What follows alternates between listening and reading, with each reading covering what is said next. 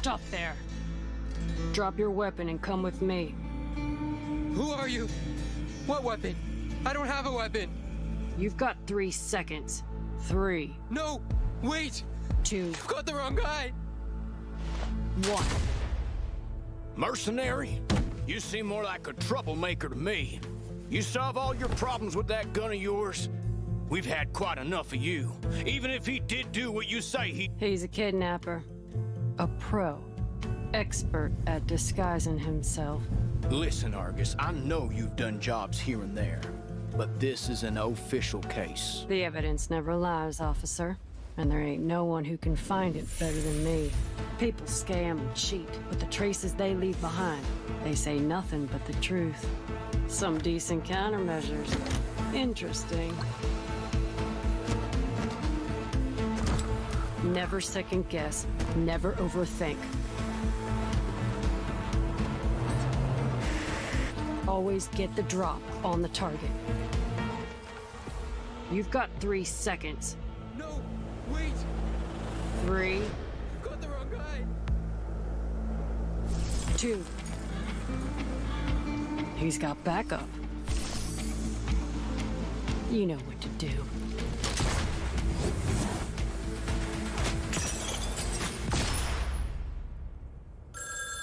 Texas Police Department. Yes? What? Understood. You were right. His partner sold him out. Your job here is done. Told you I've always finished a job. Well, all but one. The farmer's daughter's still missing.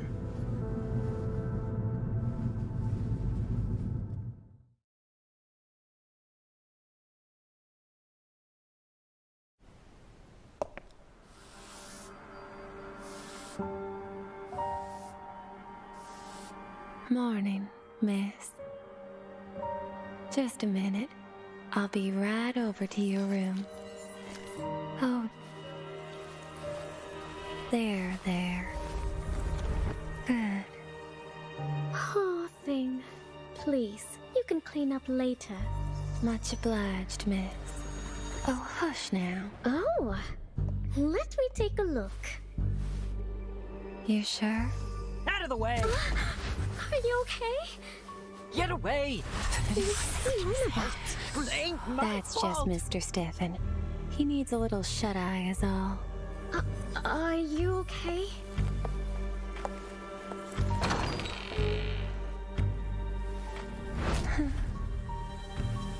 It adores you. Don't fret. The motel maid. Oh, the little maid. Atop a little hill where her story was retold. Below were cries and siren lights. Oh, a bloody scene unfolds. The motel maid. Oh, the little maid. A little bride. Oh, a wedding she'd never hold. Christine! How could anyone do that? Poor Christine. But is she sad? Behave now. It's all just a joke. So long. Welcome to Tuesday's Motel, dear.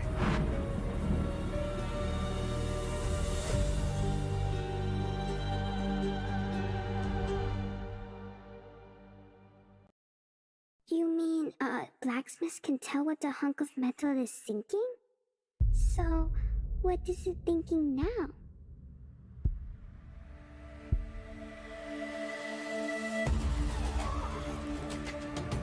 Don't worry, Joe. Sometimes you've got to wait to hear it. Polly, this arcane skill is our secret. I can feel it. It's wondering what it'll be made into.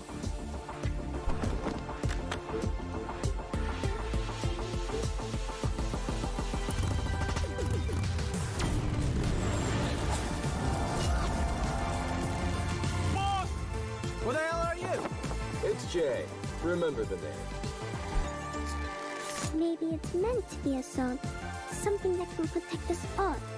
Not a bad idea, little hero. Joe, you want to make it into a sword? Nah. What gives, Jay? We're letting him go? Forget it, bro. Be glad you're still in one piece. Nothing good comes from messing with these jerks. Hold on tight!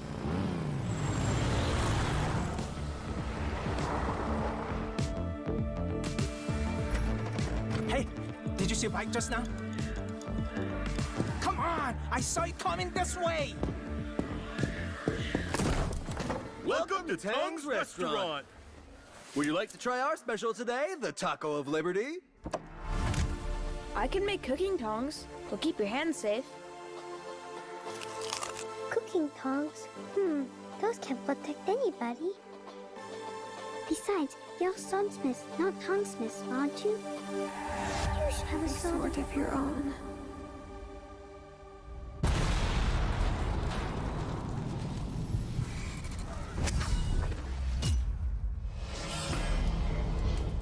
Yeah. I hope I never have to draw this sword. To never have a reason.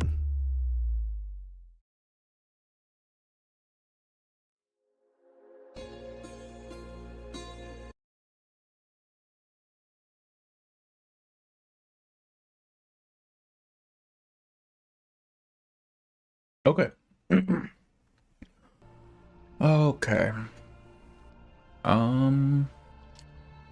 Today we're gonna be doing what are we doing today? We're doing Argus' story today, yeah? I would clear out my stamina, but yeah. It's a bit high right now. We'll do that later. It's fine, it doesn't matter. Hey, welcome in Goldfish, welcome in Ethan, welcome in Chili, welcome in Nora, and Teehee, welcome in everybody. That's quite a few people actually, what the heck? Alright, let's just get right to it, yeah? I just woke up like half an hour ago. I went to bed as soon as I got back from work. I wasn't able to go to the gym, which makes me very sad, but it is what it is. Alright, the Redwall. In the darkness of burning gaze, where she lingers in search of truth, is what she sees reality or is it a ruse? I have heard, actually let's do the survey first. I have heard this one was a confusing one.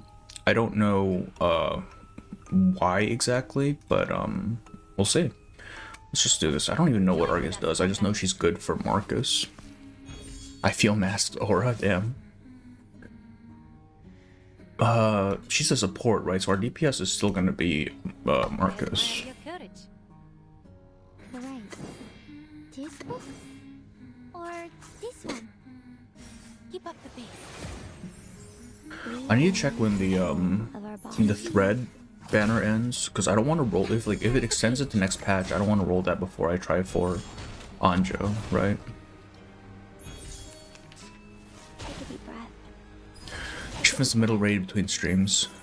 Middle raid? Sorry, which middle raid are we talking about? Oh no, I haven't done that yet. Actually, I just realized what you're talking about. Have I? I don't think I did. I don't think I did. No, I should do that. I don't even know if it's still up, if the mains is still up or not. I completely forgot. Just apply her debuff and watch the boss dies. Okay, is that how Argus works? I know she has something to do with like crit rate or something like that, but in terms of like okay, she actually does some damage. That's crazy.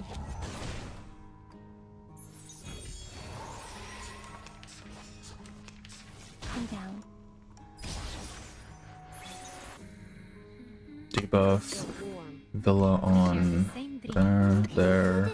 I actually don't have a Marcus thing. That's so sad. That's fine. It got so confusing. Okay, that's what I've heard. So we'll see what it's all about. How is it as just an overall story though, like compared to the other character stories? Now it's easier to understand. Bro, just die. Oh my god. You got Argus. No. This I did not get Argus. This is the survey before the main story thing, or the character story thing. So I'll have to do it eventually. I might as well just do it right now. Now this I don't. The villa gives points, right? I wish I had a villa. Fuck it. I admire your courage. Objection, filled story. Oh, like, Teehee mentioned it was like Ace Attorney. I've never actually played Ace Attorney, but I can understand. Pretty good, not really confusing. I see. Yeah. Strong enough to save them all, too weak to get any. I mean, that's how she is, right? I'm feeling pretty good today. We might be able to go through Digger's story as well, depending on how long this thing takes. You know, get it all done in one go, so that the next stream can be for 2.2. Did you see the announcement for this Chinese New Year patch and at least see me? Oh yeah, I saw. I didn't see the announcement. I saw the little poster they put up. But yeah, more Anna and Lee stuff. Give her a buff, man. My Anna and Lee's been sitting in the background doing nothing. All right, let's get to it. Oh wait, hang on. Do I have another reward here? No. Digger's anecdote is unironically good, surprisingly good. That's what I've heard. I mean, my main issue with Digger's isn't that he's annoying. You can have an annoying character. It's that when he was first released, they didn't give him shit, right? He didn't have a story when he was first released. So the fact that they give him a story now might actually change my opinion on him. All right, let's get to it. Bobs.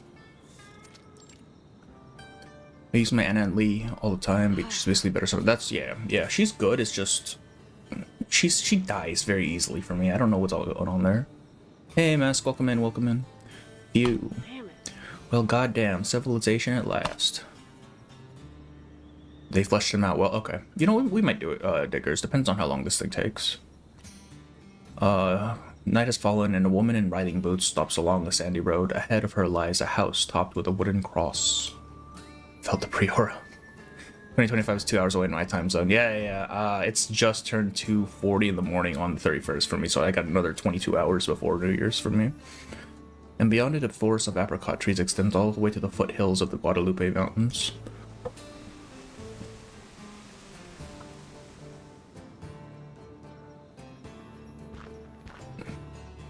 Civilization. Turn over every rock in Texas before finding that, but a sweet water town like this'll do. 12 hours. Oh wow, you guys are like all over the place. Holy shit. Yeah, to do. To call this a one-horse town would be an insult to horses, but it's somewhere to rest her boots. Argus stashes her jeep nearby and starts walking. Oh, she drives, that's right. 17 minutes and 6 hours. Oh. Ryu, that's like the middle of the ocean, isn't it? No, the heck? Experience taught her this sort of town was wiser not to drive into in the dead of night. Better to let the sleeping dogs lie. Although... Don't see we speak Chinese, do we? We ain't far from the border here. Shoot, I might have saved some time flying to Mexico. The mercenary takes out a folded piece of paper from her pocket and turns it over. White and blue with black pixels forming letters and numbers. The ink is worn away, leaving nothing recognizable of the flight except the boarding time. It's a flight ticket. Fort Worth to this place. It's been a long drive. I ain't got a clue. What was it even for? Gotta get this straight when I find it. Fine. Never mind. Same old pattern. Knock on every door, ask the same old questions, get ready for friction. Let's go. The melody of 99 bottles of beer wafts in from the edge of the town, accompanied by the clinking of glasses.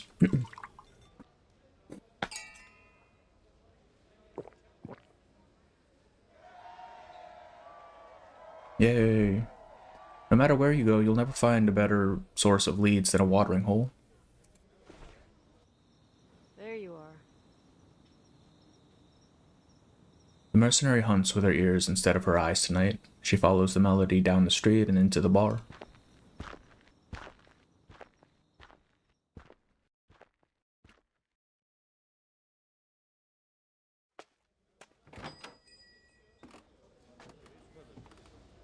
Always this bar.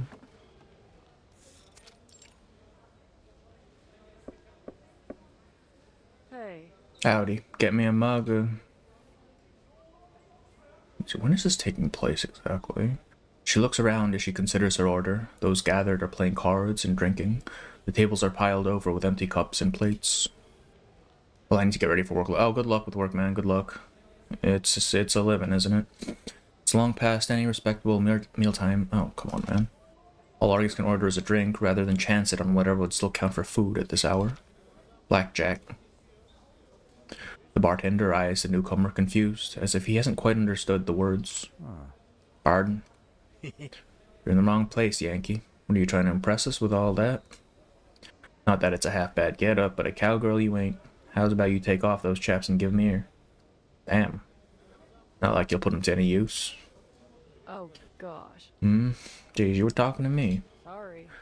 Didn't hear you, little fella. In fact, I almost missed you. What? The hell are you trying to... Besides... And one more thing. I ain't no Yankee. What do I gotta do? Whistle Blue Rose or Texas for you to prove it? Oh, come on. Give those ears and eyes of yours to those in need if you ain't using them. What is it those suits back in Austin say? Alright, peace and love. Looks like you folks could use some of that. She smiles, tapping her gun carelessly, a habit she's never truly kicked. Kill him, Argus.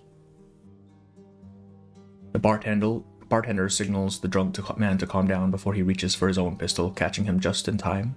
Then snaps his finger to grab her attention. Hey. Whoa, ma'am, easy. I'm sure he didn't mean no offense. Ain't many new folk that come round here, much less the kind that order a blackjack. I'd wager most of these lushes never even heard of it. So... You got it or not? I do. The bartender puts down his hand and starts pouring whiskey, his eyes fixed on Argus's gun. His own is just under the bar, but he has his doubts he could outdraw her.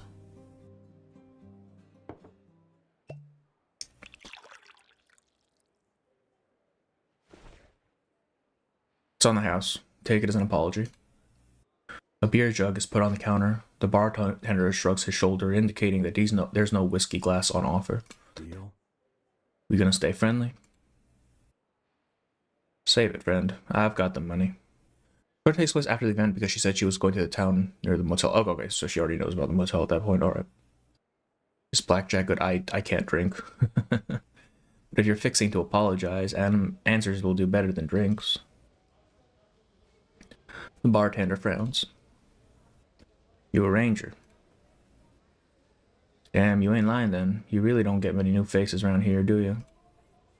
I expected blackjack drinkers to be a rare sight, but you really confusing me for a cop. Only cop around here is the county deputy, ma'am. Then you must watch too much TV. Argus glances at the jug and drags it to her side. It'll do. Ain't much to do around here, ma'am. Next episode of Law and Justice is about all we get to look forward to. Alright, Mr. Attorney. Have you seen a Texan girl about 5'3"? She's still looking for Grace. Hair, green eyes. Oh, okay. She takes out a few bills from the pocket, along with a flight ticket. The bartender moves the money over to the pile. He fiddles with the stack while answering Argus's question without any sign of interest. Not that I ever seen. It's a bourbon, must be at least decent. Yeah, I haven't drank in like a decade, so I couldn't tell you. What? Sure about that. Think harder. How's Texas in the 90s? Some sort of outlawed place? I feel like 90s Texas was fairly civilized by that point, unless I guess you were out in like the middle of the desert or whatever. I mean, I live in California. I have never been to Texas, so I couldn't actually tell you. Argus rubs her finger against the flight ticket. Her tone says it plain. This is not an answer she can accept. This place don't get visitors every day, ma'am. I remember the faces of everyone who comes in here, and there's no way I'd forget a girl like that. Hey, welcome in, Muhammad. Welcome in. How are you? But if that girl did come here, and now you're looking for her, well, it ain't a good sight. What? What do you mean? Last time now, you really ain't a cop. My New Year's resolution is to stop drinking for a while at least. Yeah, I mean, that's a good resolution. Everything in moderation, right? How about you stop asking questions and start giving answers pronto? Her hand hard pounds on the counter as a warning. Yeah, you ain't a cop. But I still don't get you. Coming in here like Johnny Law with that shotgun. What's your angle? Don't you know? The bartender stops mid-sentence, taking a moment to look around. No, what? What is it, cat got your tongue? If it's money you want, just say so. Hey. You're here on a pilgrimage, ain't you? Damn it all, I should have known. The way you play with that gun, that hungry look in your eyes, and your questions, God. The dump out there, it's not worth it.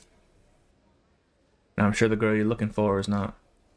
The mercenary runs out of patience. She interrupts the bartender with a swift motion. As her dagger and a wad of cash smash onto the bar top. Enough dancing around the subject. I ain't in the mood for it. Two choices. Say what you're fixing to say, or point me to someone else who will. The bartender says nothing. He stares down at the flight ticket, now flattened by the dagger. Fort Worth. Drove all the way down here to find this girl? No one passes through this town, least of all Yankees. Unless they've got something they're looking for. And I ain't talking about the view. Hey. Daryl.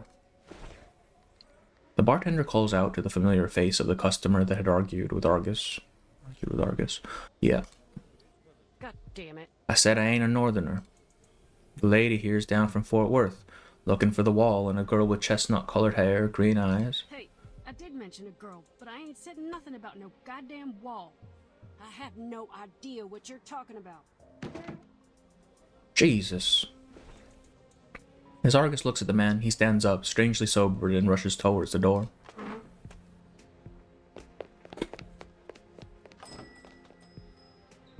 Faster than Argus has no time to react. That's a weird way to put it. What are you... She's a fucking merc. Grab the deputy. I'll hold her here. What? No, what? The hell is going on? This anecdote got guided, so don't worry about not knowing how to finish the minigames. Okay. Right, I forgot they added the minigames to the actual story. I'm sorry, ma'am. Like I said, the wall ain't no place of pilgrimage. And I ain't about to stomach any more of your questions. The bartender pulls his revolver out from under the counter. He manages to bring it to bear on Argus too fast for her to draw. Not even a greenhorn could miss the shot at this range. No. Chill, pal. Where's that Texan hospitality? Alright, we're killing dude then, huh? Let's go.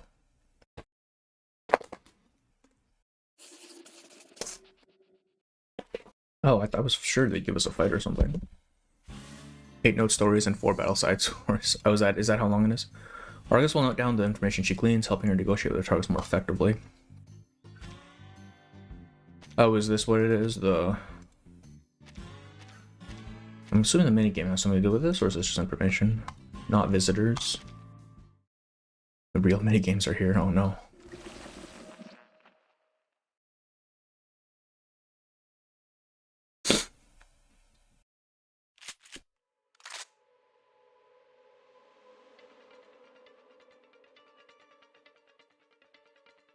There's gotta be some kind of misunderstanding. Raid not, ma'am. She's no longer the one holding all the cards. And what happens if that goes off? An uninvited merc from out of town, one brandishing a gun? Think the deputy will understand. If he even gets called, maybe we just take a trip out to that wall of yours and we'll paint it another shade of red. And if need be, I'm sure our friendly local deputy will vouch for us. What? Still have no goddamn idea what you're talking about. What wall? God damn it. Talking like the Alamo or something? The bartender motions his revolver up and down. Argus raises her hands and slowly steps back. Listen. Alright, I say I've hit a nerve. I've got a wallet, you want to grab it? Take anything you want, set the photo. Go on. Heck, you may want to check the photo if you like. Maybe it'll remind you of something. Don't move. Argus doesn't even have to turn her head to know that the other patrons have blocked the exits. Escape seems unlikely without some help. We really gotta do this. Can't we talk? No need to get rough. She stammers out again, but she catches the bartender. His eyes drift from her to the door. There are footsteps outside, every other step coming noticeably slower, as if from a limp. Hey. Bar's closed. It's you. Who is you? This is her chance. Although... Not sure who it is, but I'm guessing your deputy ain't got a hobble. The words come along with a swift roundhouse kick. The revolver is kicked from his hand and falls. Time seems to slow. But not for Argus. She grabs the revolver from the air and hops over the counter at blinding speed. In a flash, the muzzle is against the bartender's temple and her arm locks his neck from behind. She's back in control before anyone can pull a trigger. Sorry. Let me be clear, folks. I'm still not looking for trouble. Hey. New guy. Best you leave now. The newcomer is tall but thin as an old wood post. Ignoring Argus's warning, he moves straight to the counter as if unaware of the scene. A bundle of furs draping over his shoulder covers his face. He places them on the counter, making an audible thud in the deadly quiet bar. Oh, Wednesday. See you next month. What? That Russian. Wait, why is his leg bleeding? The newcomer seems completely out of place in the room. As he takes his money from the counter, Argus realizes that no one has made any sound since he came in. You need any help? No. Argus understands nothing of the man's words, but upon hearing no, the strange figure nods and limps his way towards the door. Argus has no intention of lowering her guard. She keeps an eye on the newcomer until he exits the bar.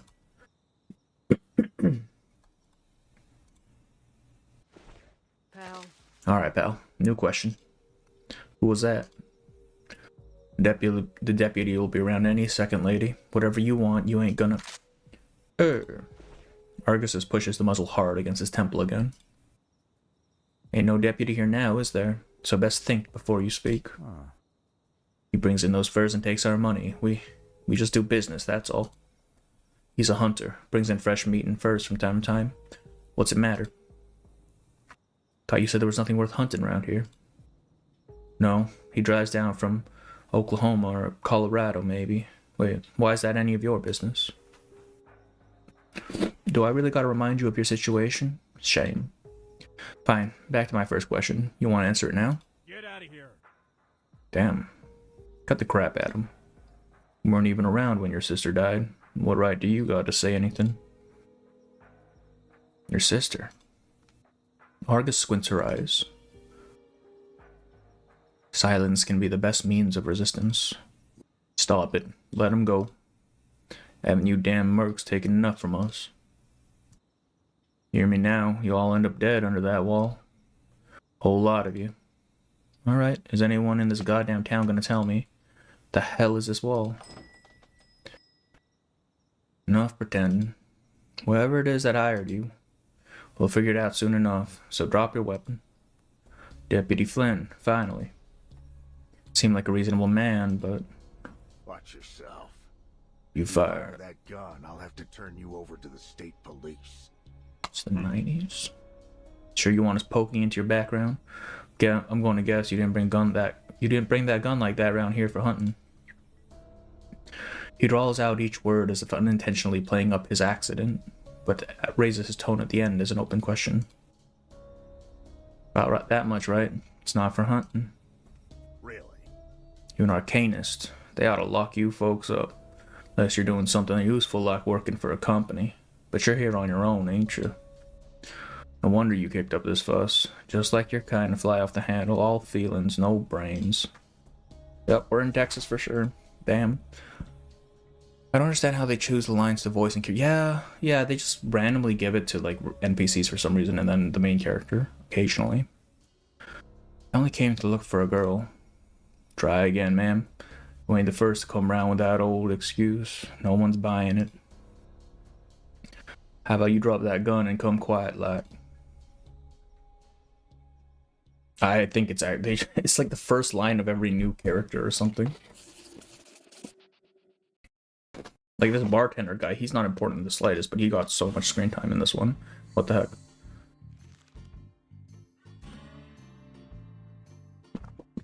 Okay. A hat and a pistol.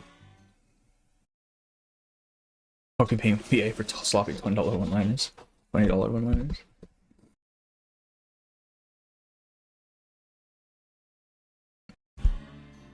Oh, is this the... Okay. Look, we've gotten off on the wrong foot, but I don't mean to cause trouble. It's true, I'm a merc and arcanist, but I ain't like what you think.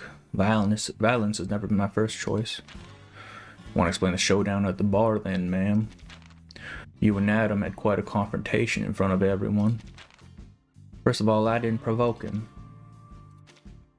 Show him the evidence that Adam made the first move. Oh, is it this? This is the minigame. I see. It's this guy, right? This guy's in a piece of shit. Look at this. What? The fuck do you mean, man? This guy. Before you arrived, it was Adam who pulled the gun on me first.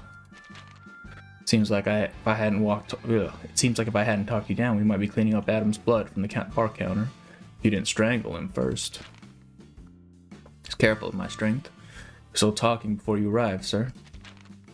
Oh, so it ain't violence if you were controlling yourself, and you had him in a headlock. You think it doesn't count just because you didn't choke him to death.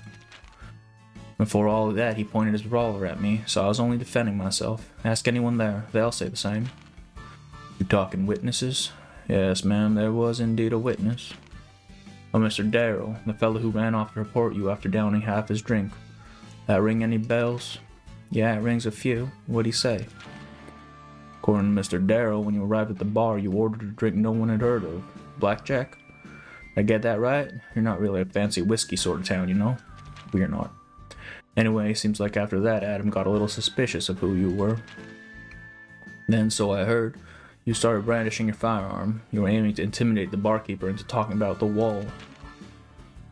No, something's not right. Honestly, you seem like a smart gal. Should know that mercs aren't trusted in most places, and least of all here. Then to make things worse, you go prying into the story of the wall too. What the fuck is the wall, man? A fucking wall. Okay, I guess not that one.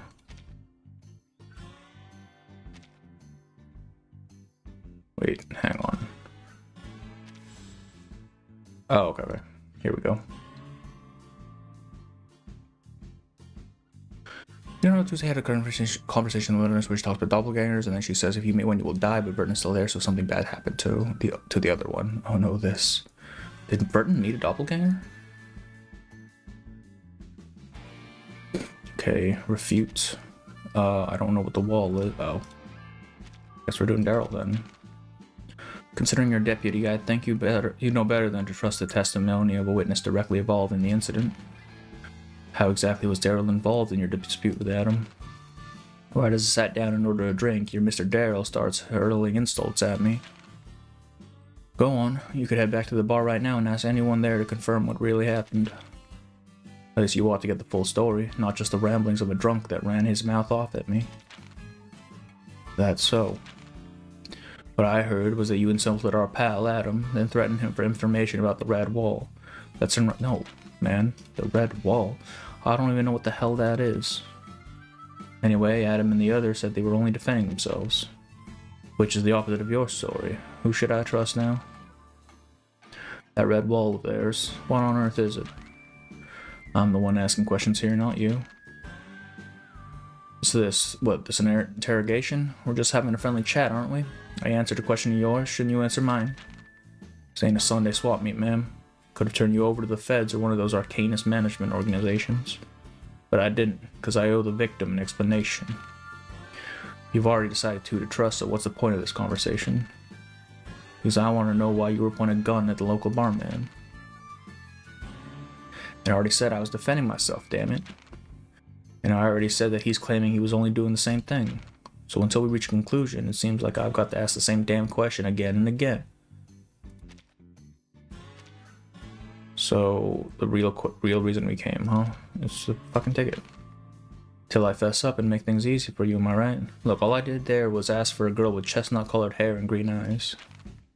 As far as I got before things went south, I don't know what else I can tell you. Y'all don't understand English or something? One morning, sit down, ma'am. The hell happened in this dump? All this talk about some border wall and your attitude towards mercenaries? They robbed or killed the townsfolk or something? Let's say they did. That doesn't make me one of them. Please, take a seat. Look, I got no idea what this whole Red Wall thing is all about. I'm serious. So are we gonna stop pretending like everyone in the US of A knows about this fucking scenic spot? Anyone called that dump a scenic spot would be out of their damn mind. So you really know nothing about it. You think? Just so you know, Deputy, I'm gonna knock on every door in this town until I get an answer. Look, you obviously know something, sir. You tell me what I need to know and I'm out of here pronto. Otherwise, you'll have to deal with a merc wandering around your weird-ass one-horse town. I think you can figure out what sort of trouble I might get up to. And I'll tell you something. That red wall is just a crumbled old wall in the woods. There was a string of murders there. Young girls with blonde or brown hair, roughly the same age, appearance, and profile. All of them seem to have been killed in and around those woods. I say seem to enough because we don't know what happened to most of them. Most of them just disappeared. Oh.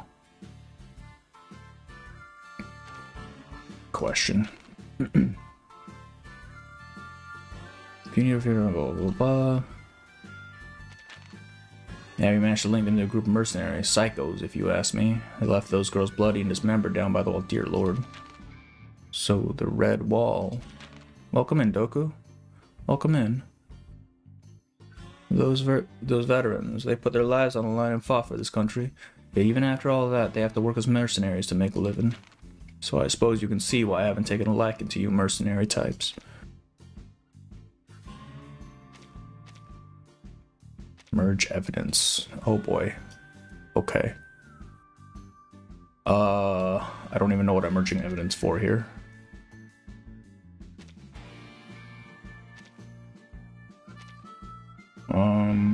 Redwall and no fucking Kayla. Nope.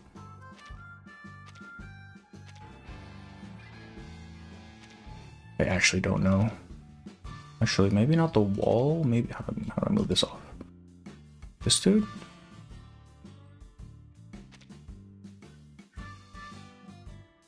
Look at her skin color. Yeah, I mean it's Texas. Hang on, I don't know what I'm supposed to be doing here.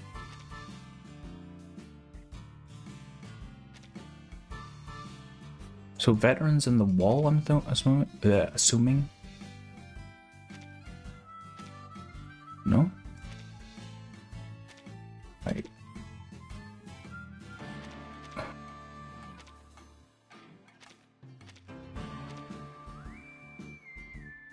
What's on the left for clues? On the left? Why the deputy hits mercenaries? Oh.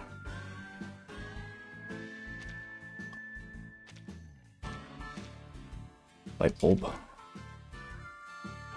The light bulb won't let me click on it. Oh, this light bulb here. Oh, is it just the ones I thought these were like no longer available. That's stupid. I thought these were done. The heck, man. Tracing back results from a range of sources. That's a 100-eyed giant investigation method. The survivor of war now wandering through the woods murdering innocent girls.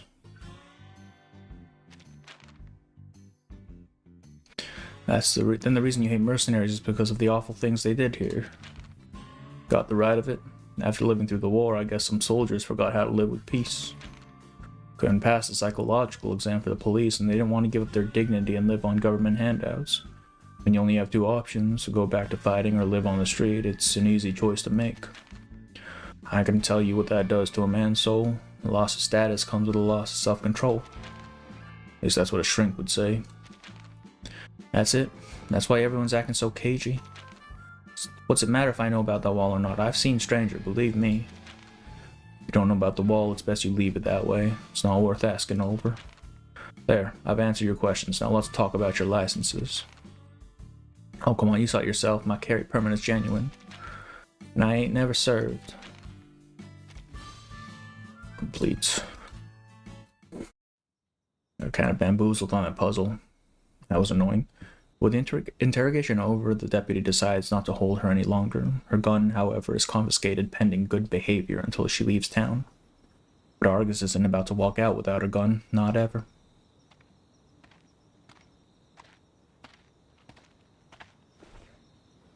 You're free to go, ma'am. So go on, skedaddle. I advise you not to go too far from town while you're here.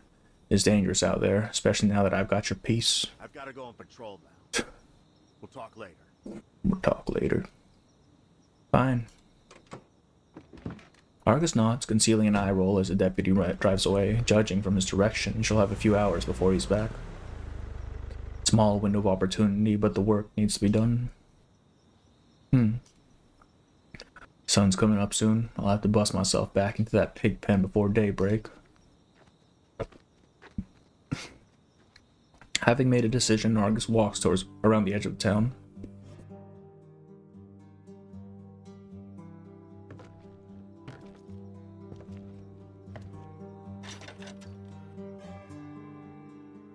That's an old lock. A very goddamn old lock. Nothing like breaking the law after clearing your name. Yeah, clearly. Well, we're getting to the bottom of this no matter what, I guess. Gotcha. Her one good eye becomes increasingly strained in the harsh darkness. She has to eat a picarazma candy and wait for it to take effect. Let me see. That is the point, yeah. The next second, the 100-eyed giant is up again. Her sight becomes clear. The mercenary at last reaches the interrogation room. Took her more time and effort than expected to sneak in without being noticed. Fortunately, she has enough picarazma candies. Goddamn, lady. Where are you, baby? There you are. I'm never letting you out of my sight again. After securing her gun, she looks over a map of the town. Not gonna be the only thing when she eats. Yeah, I know. She's gonna be guzzling those things down. Jesus. This country's too small for an archive. County. Anything they've got on these murders is going to be stored here. Guess I'll have to poke around. Files and cabinets cover every corner of the room, but she doesn't have time to research them all. She needs a lead. Some fresh dandruff, new wrinkles and creases, marks with less dust. Every detail tells a story.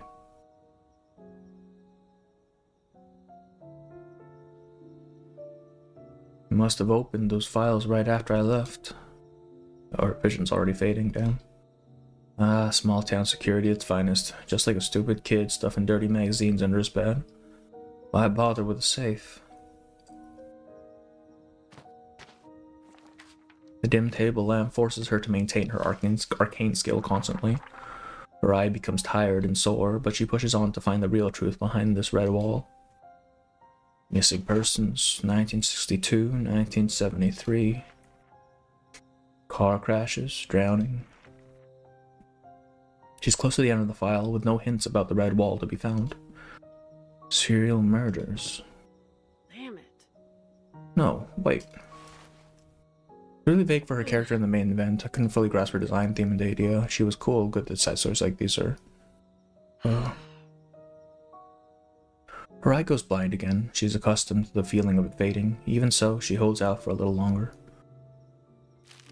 Then another candy as she waits for her sight to return. And she is just not having it. Her time is running short. With her eye functioning again, she picks up the pace. Broken wall, 1981, 1984, wall of the San Diego Hospital. San Diego Hospital, a field hospital. What the fuck is she doing in San Diego? So that's what the Redwall is. No murders. This is weird. But nothing else mentioned a wall, and that deputies only took this file out.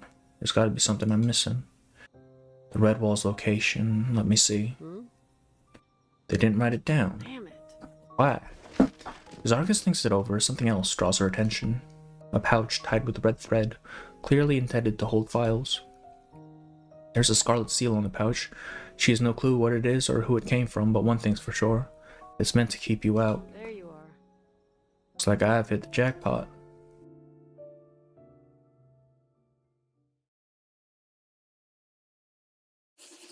To be continued.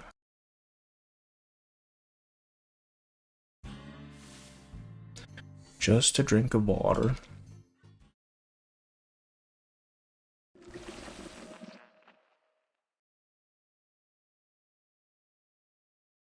Just a drink of water. Argus checks the pouch carefully. The deputy's name has been signed on the lower right corner for most files. Except one, just one, where his signature is on top. There's gotta be something. She pops another 2 candies down as her eye regains focus in the dark. If I break the seal off, it ain't coming back on. Fuck it. I'll just read it fast. Argus browses the file at lightning speed. Her eye shines brightly, too brightly perhaps, as a trickle of red pools under her eyelid. Oh boy. 1961, 1963, 1966. Missing hippie. Case closed. Not this one. 1966 missing hippie. Is that Diggers? Nah, he's in Britain. Not this one. October 1984. Ritual sacrifices found near this crime scene. Animal furs scattered around the scene. The blood is confirmed to be non-human. 1985. Texas Rangers officially take charge due to slow progress. And after that, nothing. 1966 and hippie. Yeah, I'm thinking Diggers, but like we're in Texas. He's in Britain. What the hell? But there were still missing people around here even up to last year. Kayla, why did you come to this place? Diggers in Paris. Yeah, okay. All these cases, and they only saw 3 of them. Almost all the victims appear to have gone missing after being sighted near the Rio, but none of them seem to have been going to Mexico. Kayla. I assure you that it didn't reach America. I mean, he might have gone to America at some point. I just don't know why. No. Argus stares at the files. Veins run up her head and fists like a nest of snakes ready to attack. No. If these humans can't find her, I'll do their job for them. I'm the only one who can. Oh boy, Argus. Oh, fucking no. Good morning. Need a drink, and this time it better be blackjack. You gotta wait. We ain't open. You again. Didn't the deputy run out of town? I seem to recall I paid for a drink and never got it. And ain't it natural I come to collect what I'm owed. About this, I wake up everyone in town and we see how long it takes for a merc to roast on an open flame. That's downright medieval. What's the plan? Good old-fashioned pyre, or are you just gonna douse me with gasoline the American way? 'Cause I didn't bring any. Nearest gas station's 55 miles that way. I'll give you a ride. You nut. Mama was right. All you arcanists are lunatics. You sound just like your deputy, pal. You know that? Wouldn't be surprised if the gene pool here ran shallow. Damn. Besides, I wasn't the one acting like a nut, was I? Am I right, Adam? I don't know what you're talking about. Let me make things clear. I'm talking about that broken wall in the woods. The woods? You're no different from those other mercenaries, coming in here with that little information you have, looking for a local guide. But it's nothing like that. In fact, thanks to you, I already got a bit closer to the information I really needed from someone else. Who gave me information? It was a deputy, yeah? Turned out it was a good thing you called your deputy, pal. He gave me plenty of clues. Must have tricked him somehow. Who knows what kind of tricks you people use. Because I'm happy to get you to figure out what's going on at that damn wall. All I need is for you to tell me what I need to know, then I'll leave. Simple as that. But now that I know about what happened here, I understand your misgivings. It ain't just a misgiving. And you mercenaries are nothing but trouble.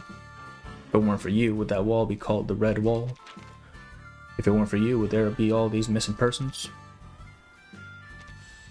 Something at the tip of his tongue. That's Adam. Missing, it's this guy, right? Has to be. No, not him. Oh wait, no, I'm supposed to. Probably this one, right? So it's all because of those disappearances that the wall is called Redwall. It's the blood of those girls that stain the wall red. No other reason. Other than you, mercs, what else could it be? Are you really going to try and defend those murderers? And I don't understand why the deputy even let you out in the first place. So I ain't got nothing to hide. But Adam, there are some things you still haven't cleared up. Body ritual near the red wall. This one, yeah? As far as I've seen, this town ain't got any wacko beliefs. So what's with this weird ritual near the wall? Reaction is telling.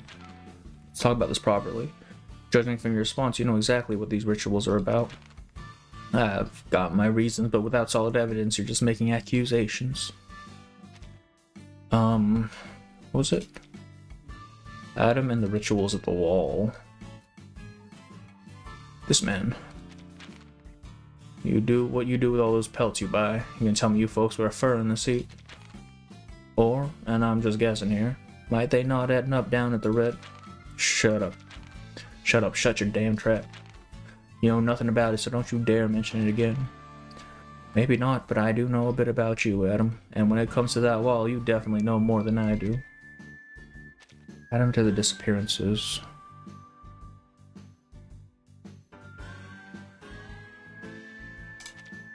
No. Adam to the disappearances. Probably still this guy, right? No. So it has to be a different one. I don't fucking know, man. The deputy.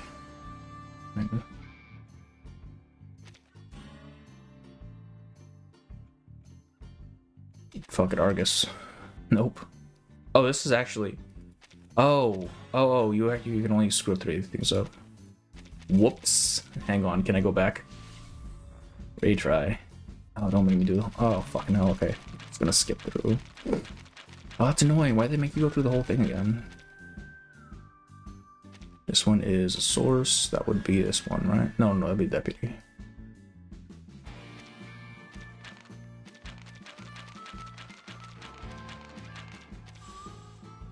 Alright, yep. Question him on that one. The next one was the book. And then the hunter. And this is where... Light bulb for clues, right. That's an option. Adam. What? I just had to click on the man. Are you fucking kidding me? I should stop thinking too hard about this. Holy shit. I know your sister went missing near that Redwall and her case was never solved. Am I right? Get out. Get out of here. Don't make me draw on you again. I don't want to hurt you, ma'am. Bless your heart. You tried pointing that little revolver of yours at me yesterday, sweetheart. Dangerous moves. If you already done them, they will already be selected. Oh, okay, fantastic. Now hear me out, and I'll lay it on straight. I need to find my girl, and you want justice for your sister. So you tell me more about this Redwall, I'll do what I can to help that along. You know nothing about it. That was true yesterday, but after sorting through the clues, I reckon I know quite a bit. More ritual stuff. Fucking hell, man. Clues. Okay, I don't want to try. I don't want to try. Evidence, there we go. Contains records of several missing persons, blah blah blah. So yeah, I figured the hunter was a little bit suspicious. I know it was you who left all that fur and blood around the Redwall. Just can't grasp your motive. As far as I can see, it's not going to be enough to keep girls from going missing, and it certainly ain't a ritual sacrifice because I know a thing or two about those, and Buster, you missed the mark. So how about you tell me what's going on? And I should trust you some out-of-town work to figure things out, even after the Rangers gave up. Yeah, still not buying it. Now kindly get the hell out of my bar. You know I'm an arcanist, don't you? Yeah, so what? You trying to drive everyone crazy like you, huh? Fine, just kill me now. Leave my body down by the wall. My arcane skill. No, I mean I've got abilities your sheriff and the ranger don't. My eye can pick up trails that are untraceable to humans. Put it simply, I can find your sister's murderer just so long as there's enough information for me to track. But what I need for you to tell me is for you to tell me. Where is the Redwall? Ha. Begging your pardon, ma'am, but you're never gonna find it. What?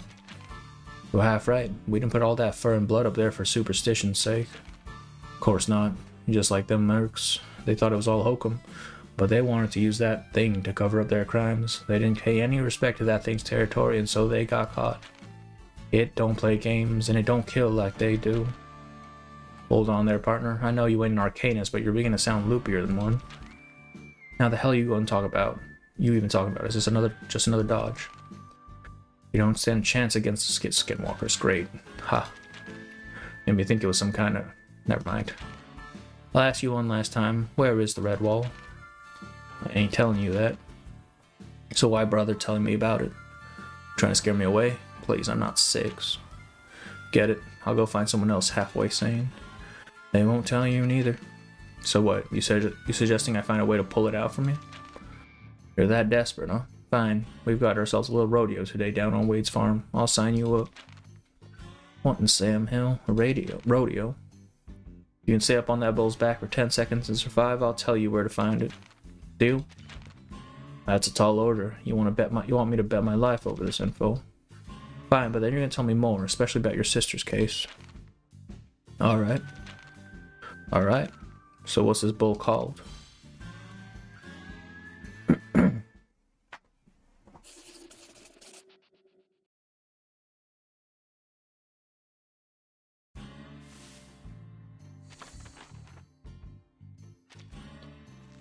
Blood and violence.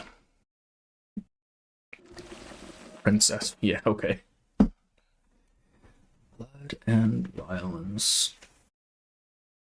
Oh.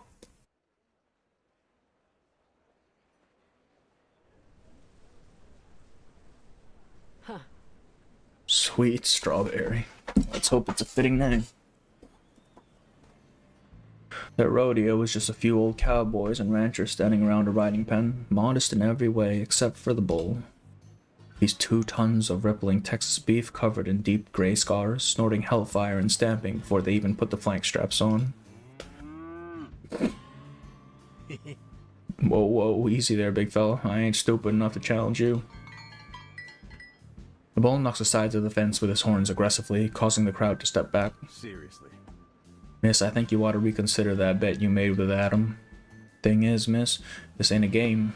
I seen old Strawberry flatten out men twice the size of you. Wouldn't do right by me to have to bury a clueless girl. Oh, gosh. So you think a girl can't hack it, do ya? Well, now I've got one more reason to prove you boys wrong. Don't worry now. I ain't gonna ask for a red cent after all this. I got my own reward lined up. Here are the reins. On the count of 3, you need to link it to the buckle on his back. Remember now, don't get on until you make sure it's buckled tight. Gotta get it steady as quick as you get up there. Grab the rope, hold on, don't think of nothing else. Not the horns, not the ground. As soon as your ass hits his back, the stopwatch starts counting. Enough of the lecture, Wade. Little lady's clearly an expert. Hand her the rope and we'll see what God's got in store for her. Get along now. You know how much these lights cost to run. Rodeo time. A harsh beam of light shines on Argus's face, like deer caught out on a highway. The whole thing feels unnecessary given its broad daylight. Still, she hops over the fence and grabs the rope from below the bull's belly. It's coarse and heavy, liable to wear a hole in her gloves as she makes it to the end. You ready? Any time now. Good. 1, 2, 3, hit it. He swings a copper pipe down across an iron board to signal the start, and Argus straddles the bull steadily. In an instant, Sweet Strawberry charges out towards the middle of the field. As he does, his back buckles up and down with an astounding force, and he begins to spin like a top. Play rodeo the freaky ass song. Argus clings hard to the rope and entwines it around one of her hands. Each time the bull bucks, she twists another circle around until her hand is fully tied in. Hey. Whoa, buddy. Ugh. The 3 seconds in, as he rocks her up, she accidentally bites down on her tongue. Realizing too late there's a reason you never heard bull riders yell, ugh. Just as she had expected, the rope has already cut through her gloves. It slices open the skin of her hand from her index finger to her thumb. Eesh. Snort, snort. The 5th second pass, she's lost all sense of sight and sensation besides pain. Her teeth are clenched, there's no conscious thought in her head, only the instinct to hold on. The rope at least feels less coarse after being drenched in blood and sweat, but now it's slippery instead. She tries to hold on to it with all her might. The 7th second, it feels as if the pipe were hitting her brain instead of the board. Her muscles are exhausted and cramped. She begins shaking involuntarily. She can't hold on. Hang in there. The pipe hits the board for the 9th time. Argus can't help herself as he bucks again. Her grip fails and she flies off of the behemoth in a violent twist. Fortunately, it's her shoulder that hits the ground first, not her head. The world becomes dark and silent for a second. Even so, she can feel the eyes of everyone around her. Her sharp senses save her life once more. As the bull turns around to stomp on her, she opens her eyes and manages to roll up to her feet, evading his charge. Her arm is twisted, maybe broken, but she won't give up. Not until she finds Kayla. Argus runs for her life, jumping the fence in a fluid motion before stumbling towards Wade. Well... Sweet Jesus. No fucking way, she did it. Even the Texas State champ only managed 8 seconds on him. It's my time. What is it? Damn it. Tell me. She yells in a hoarse voice. Her mouth is bruised and bloodied. 10 seconds, right? I made it. You all saw it. Well... You, don't you dare fool me. We got good. No, that was unbelievable, little lady. It's just... It was 9. I didn't get to the 10th strike. What? You can't be serious. Sorry, miss. Seems you lost your bet. But I gotta say, that was a ride for the legends. Never seen anyone handle Strawberry like you did. We'll tell Adam what he saw. Huh.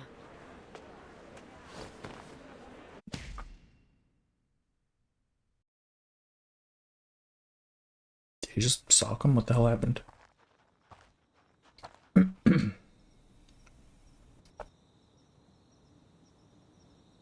As night falls again, silence returns to the town. 2 people are walking towards the shallows of the river. Argus hurts all over, not helped in the slightest by the post she punched after finding out her time. After you reach the shallows, go straight ahead 200 yards. Then you'll see the half-iron gate. The red wall's right behind it. You're on your own from here. Hey. Thanks. 9 seconds. I gotta hand it to you, ma'am. That took grit. A kind of grit you don't see much anymore. If only I had that. Get it. You ain't gonna change nothing for me. But it was only 9 seconds. I lost the bet, so why hold up your side of the bargain? Think of it as a consolation prize, because I still ain't telling you nothing about my sister.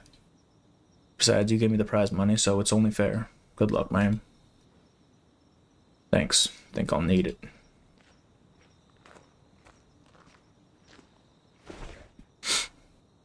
Hey. Oh, another thing. You know, just because you showed you got grit doesn't mean you get free reign here. Wade's right upset about that damage you did to his fence. Fine. I've been out here for a long time. I know the boundaries. She punched his fence. The hell did she do? They bid a respectful goodbye before Argus continues her journey alone. The night grows dark fast, leaving her all but blind, so she simply follows her instinct.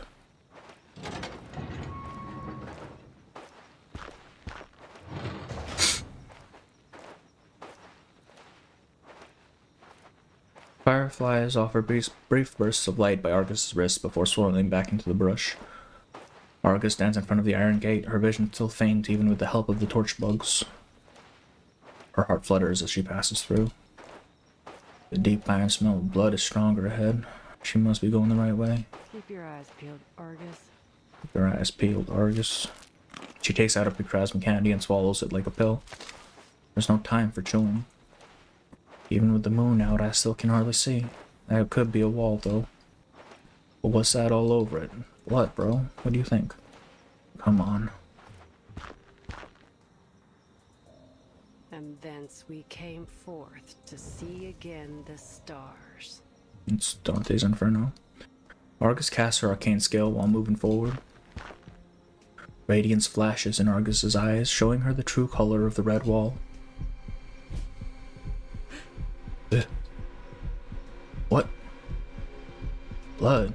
Why are you surprised? He told you what was there. Why is there so much blood here?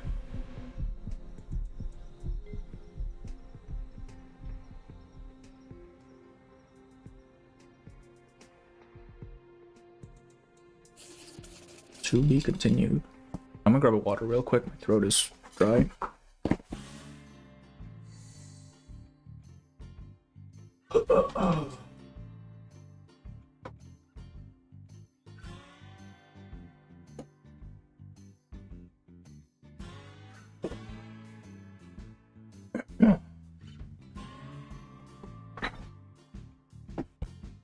Okay.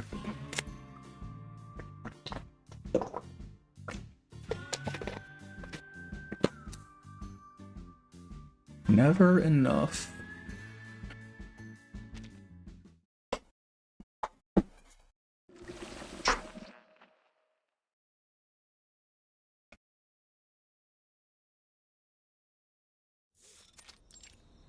The Redwall.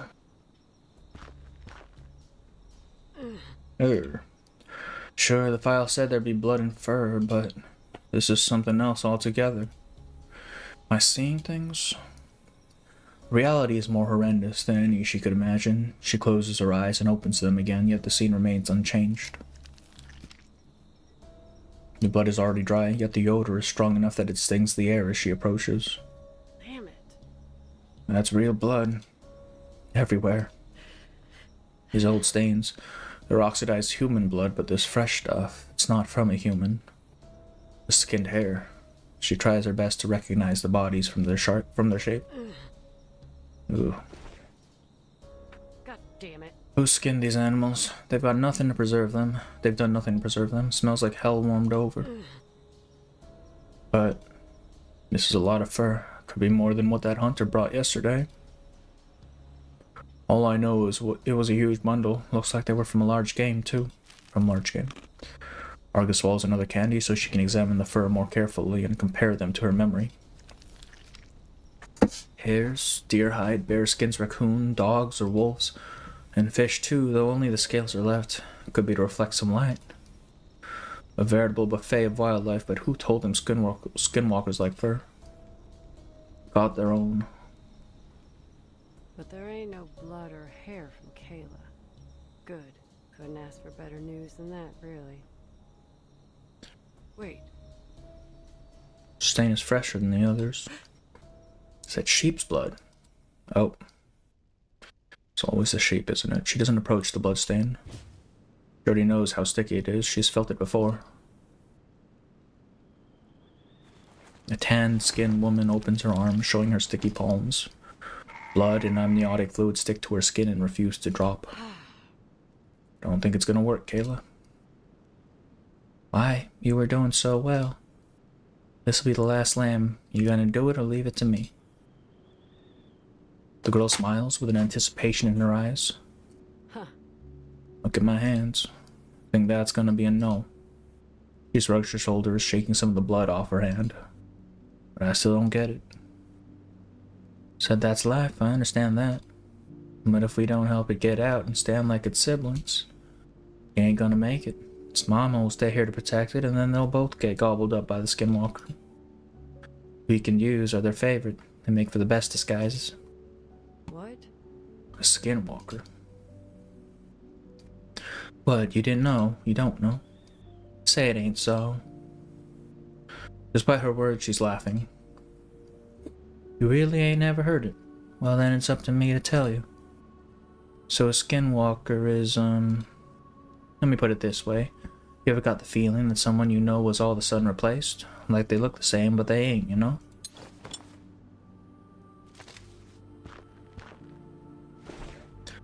No. I see through things, you know. People, too. People, too. She stands up, wiping her hands down on her worn, patchy jeans. Chuckles. Still, they might not be sharp enough to see through the camouflage of a skinwalker. Look the same as humans, but they can take the skin from living animals and use them like camouflage. That way they can get real close so they can eat them alive or turn them into their kind. I mean, technically, skinwalkers, at least in real life, are humans, or real life mythology. They are the most feared hunter in the wilderness. Just a story. Even if it's real, ain't no monster can hide from my eyes. I've got your back. That's true. 100-eyed giants got my back. Now let's help this little lamb, shall we? Skinwalkers? That's the second time it's been brought up. That's right. Ain't no monster can hide from my eyes. The picrasma candy begins to wear off again and her sight fades. She recalls the words again as if she were savoring the candy's aftertaste. If the skinwalker replaces my CO, won't give a damn. You know, it might be trying to kill you though, that's the problem. People leave fur and flesh near the scene of the crime on the hottest days, hoping the skinwalkers will take their offerings and leave them be, but it don't help none. You look like Kayla with green eyes. She doesn't have the butterfly in her head, but the one with blue eyes is transparent one, and as Kayla has the purple one, but when the eyes end, the story ends, Kayla green eyes. The butterfly appears and disappears instantly. What is she already? Has she already been replaced at this point? These monsters don't never stop hunting. It's in their nature. That bloody red ox will be standing on its rear legs as it shows up that night, holding those furs dangling from its mouth like a banner. And it'll be a bloodbath all the same. Humans and animals' bodies piled together. All living things treated equally, no exception. Massacre that lasted a long time. Humans and animals' bodies piled together, just like this. But it didn't work. People are still disappearing. I'll track it down myself. Whether the bastard's a merc or a skinwalker, I'll find it. Believe me, I will. Wait.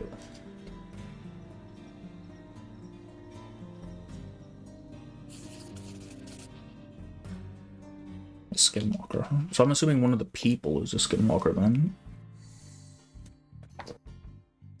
Someone in this town is a fuck up.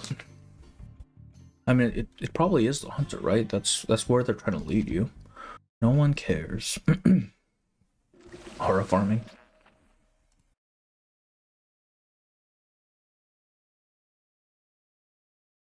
Only the imposter has a butterfly, and I think they made a mistake in the animation. The butterfly appears by mistake. I'm guessing that they're two different assets, and one of the assets got used instead when it wasn't supposed to be. That's what I'm assuming is the case there. Soon after the sun rises, Argus prepares to leave town. The fresh sheep blood was not part of the offerings. It was left by the hands of the one who touched the old stains. The blood of the sheep matched the old stains from the humans down to the same mark and splatter. It has to be the same weapon. A machete, maybe even a chainsaw. This bastard used the same blade for killing sheep and dismembering its victims. But the murderer, at least one of them, made a mistake. A trail still visible to the mercenary. Maybe even a bit too obvious. This bastard must have returned there over and over to leave these trails, like a calling card painted in blood. Not a deputy, not a sheriff, not even the rangers could find them, though. Only I can.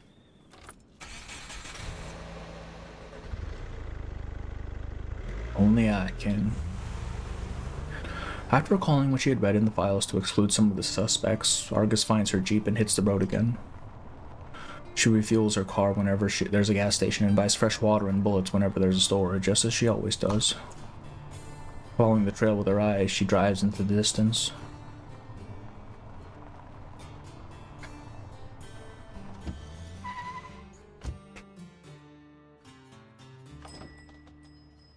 Oh shit, we're visiting Joe, look at that. Hey. Could you tell me? Don't know. Didn't even ask. Just don't know. Don't care who you are. If you ain't ordering anything, then move along. Got a full house of customers to serve. I do food, not chit-chat. If you're not hungry, you're in the wrong place. Give me a double cheeseburger, onion rings, and a milkshake. Whatever flavor will do. Can I ask questions now, or do I gotta play a game of darts with y'all first? Yeah, what is it? It's about that place with the real tall smokestack to the south. The one fenced in with barbed wire. You mean the old nuclear power plant? What? Yeah, it's been abandoned. I'm just glad it's downstream of us. What do I know? Maybe you want to mug maybe you want to mug nuclear waste with your burger. I ain't kidding, but you said it's abandoned, right? So no one lives there. Kind of throws me off when they reuse backgrounds. Argus is at Tang's. Yeah, she's here to meet Joe. Don't worry about it. Don't worry about it. Got rocks in your ears, sweetheart. Said it was a nuclear power plant, not a condo. Nah, no one lives there. They've got soldiers from the base nearby that patrol around, but I don't see them much these days.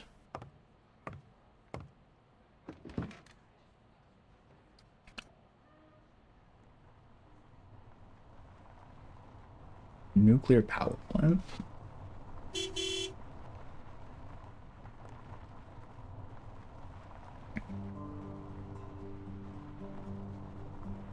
Wild goose chase is frustrating. Coming up empty on every site feels like losing all the chips she's won so far in just one hand.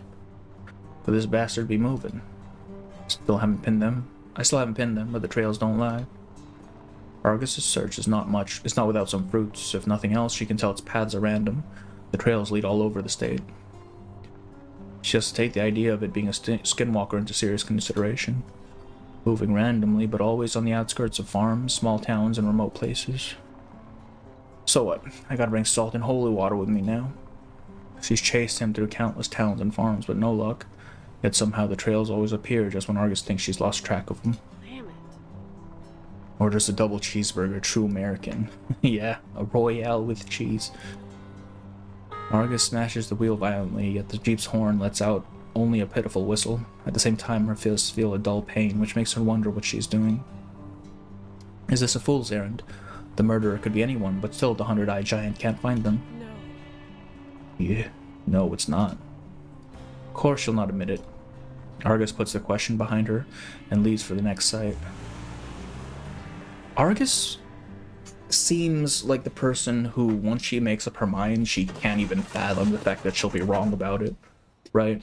Like, she won't accept herself to be wrong. Like with Kayla in the mirror, right? She's like, oh, there's no way this could be Kayla, and then she fucking shoots her. This girl's prideful as hell. Damn. It's busted.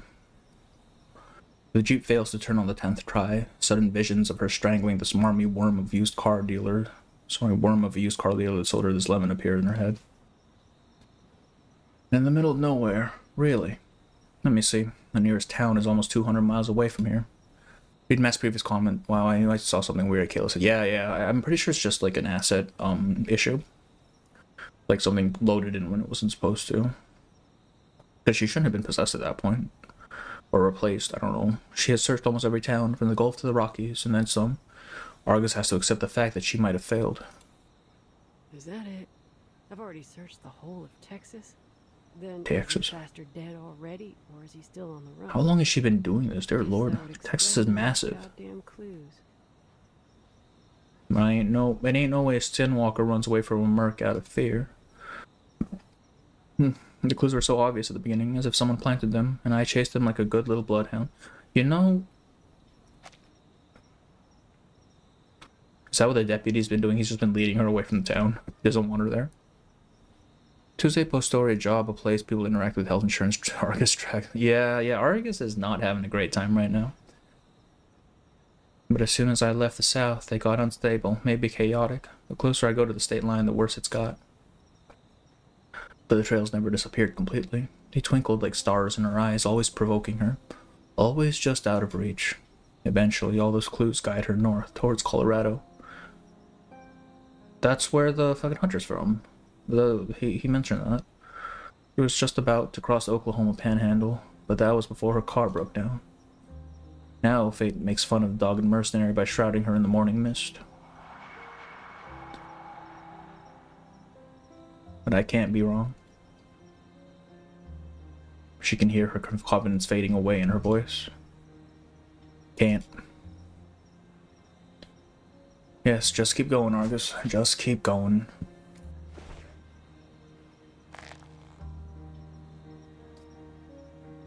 Kayla was there. She was in that town with the Redwall. I might have missed something. I need to catch this bastard if I have any chance of finding her. It's kind of cute on the side of how good Tuesday is with kids, with their backstory and such. Yeah, I mean... I don't know how much of that is because she got fucked up by the demon baby and how much of that is just her, right? Like, she doesn't exactly do childcare too well in terms of discipline, right? I need to catch this bastard if I have any chance of finding her. Just keep going. Sort of the car's broken. I've still got 2 feet. Yep. No, Argus, she won't let herself fail. It's not happening. She can't accept that. Oh shit, we're in China now. Look at this. Argus ditches the lemon right where it broke down, packs her stuff, and starts walking into the vast prairie. All she carries with her is determination and some basic survival equipment. It's been many long hours since she started walking. Huh. Nothing but sagebrush and tumbleweeds. Not a farm, not even a town site. Sum up, I'm in no man's land. At least I can say there's no skinwalkers, if only because there's no skin around to walk in. How else are you supposed to discipline a baby motel SCP thing? But yeah, that is true. Like, you gotta shoot it. What else are you gonna do? Unless they were borrowing the skin of an old hermit. She notes the time by the angle of the sun and her location by the nearby plant life. Wherever else she's headed, she's still on the trail of her target. But still she has no idea who it could be. A place as desolate as this only appeals to antisocial psychos and outlaws. It's gonna get cold tonight. Better speed up. I saw Kayla Green Eyes did not have the butterfly and then to appear in his beard. Yeah. It's probably just an asset glitch. She grips her gun even tighter, forgetting to stop and breathe. She waits a while and then presses forward again.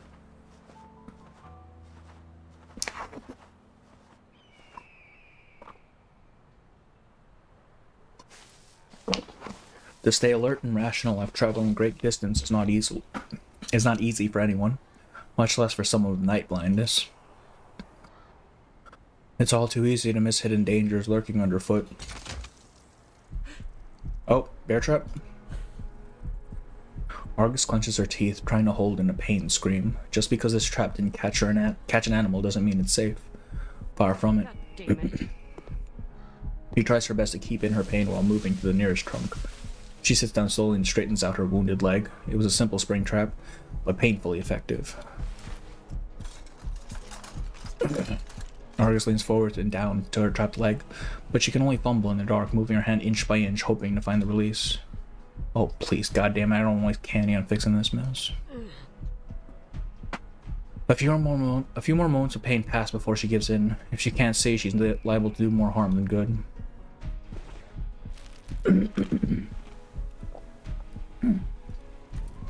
Argus takes out a candy and swallows it, then leans forward again to examine the mechanism. Its structure is crystal clear now. There you are. She hooks a finger around the spring and pulls it out. She takes a deep breath and attempts to stand. Ain't no time to take a break. Ain't no time to take a break.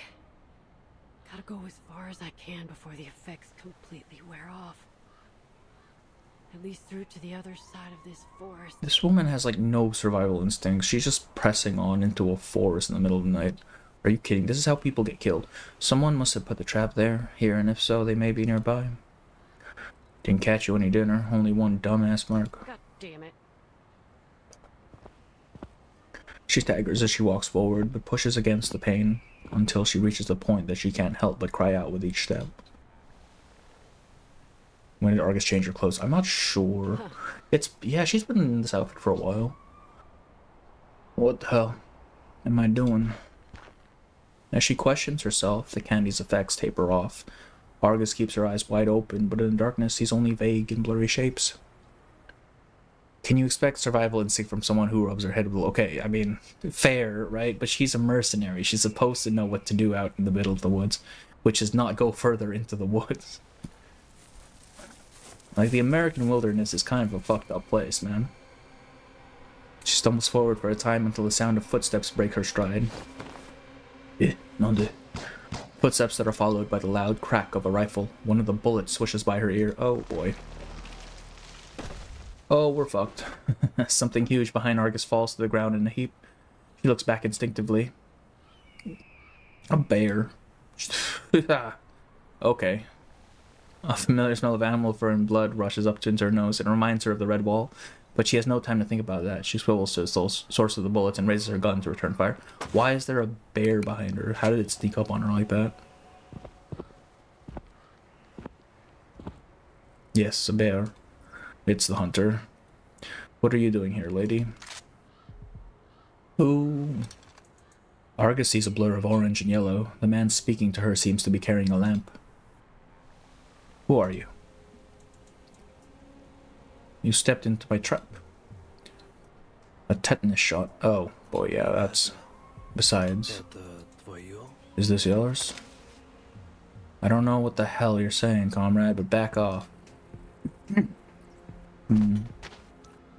Argus can feel the source of the heat, takes a few steps back. Hands trembling, she tries to keep her gun raised and takes out 2 candies. She chews them hard, almost gnashing, hoping it'll make them take effect faster. You. The medicine takes quick effect and gradually her view clears, giving her the image of a familiar, tall, thin man. You know, I just realized, but the bartender back in the Texas town understood this guy. Why does that man know Russian? Like, that seems... I feel like this guy is a skinwalker. Like, he's got like a scar around his neck. Like they just took off the face and it's just wearing it. It's you. Now she understood the target's odd patterns. It wasn't strategy. He was following the hunting seasons, following his prey. So that's how he does it. You. What are you trying to achieve out here? Argus is shocked. All the dots connect at once. It was never a skinwalker at all. You're just some guy from somewhere. You both have the same beard, yeah. Now all he has to do is take off the beanie and show that he's bald, and it's basically just me. Yeah, I do. It is the same beard. Are you from the immigration office? Clarice. Goddamn, I don't speak Rusky. You know any English? Look, if you can, raise your hands and say something I'll actually understand. Make him understand. Argus slightly lifts her gun. Is this yours? The man hands over a piece of paper. What? Oh, it's her ticket.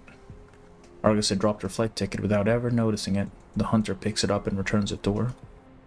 A simple act of kindness, which nonetheless lights a fuse.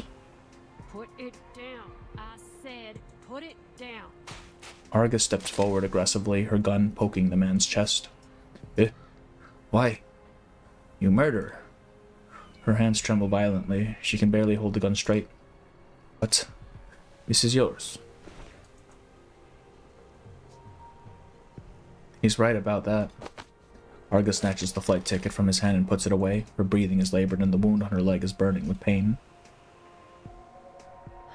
Her ears are tingling from the headache. She has to stop thinking and focus on her goal.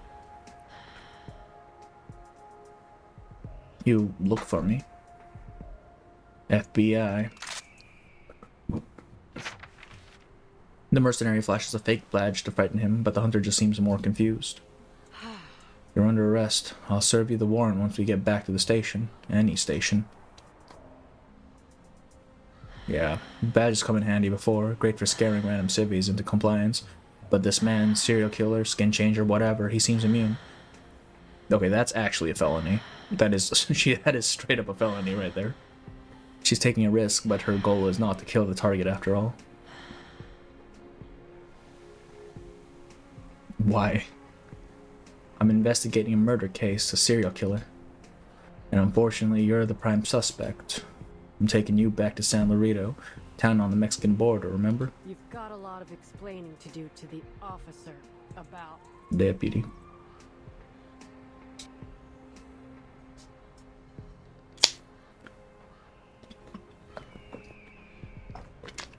Redwall. Okay, now I'm not so sure this guy's actually the bad guy. There's no... I mean... I feel like this is Argus's pride getting the better of her again. Like, now that she's certain that he's the bad guy, now I'm not certain that he's the bad guy. The color of apricots. Imagine the badge saying female body inspector. Yeah, man. Just show up with that at Tuesdays, it's fine. I'd let her, yeah. Alright, put down your drink first. What did I say? I'm getting to the bottom of this Redwall and the skinwalkers. Ain't that the northern gal? Still playing detective. Got my own methods of investigating. Oh, interesting. Like to see what you've uncovered. Do you really know about the Redwall? Yeah, we live here. We know all about the Redwall and everything that happened there. Everything. What do we know about the Redwall? Well, it's the Redwall. Bro, what the fuck? Oh. Question. Everything, really? Ma'am, everyone here knows what your mercenary buddies did. You mean the murders? That's right. Even the kids know about it. Even now, the blood still seems fresh there. Alrighty, but the animal hides in the rituals contradict their statement of conflicting evidence.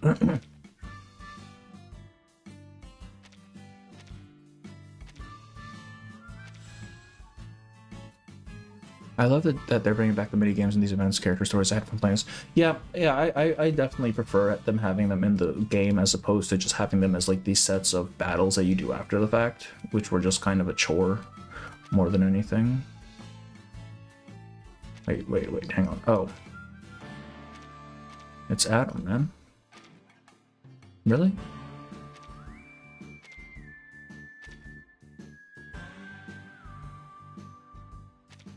Probably this one, right? No? Fine. Oh, right, refutes an option.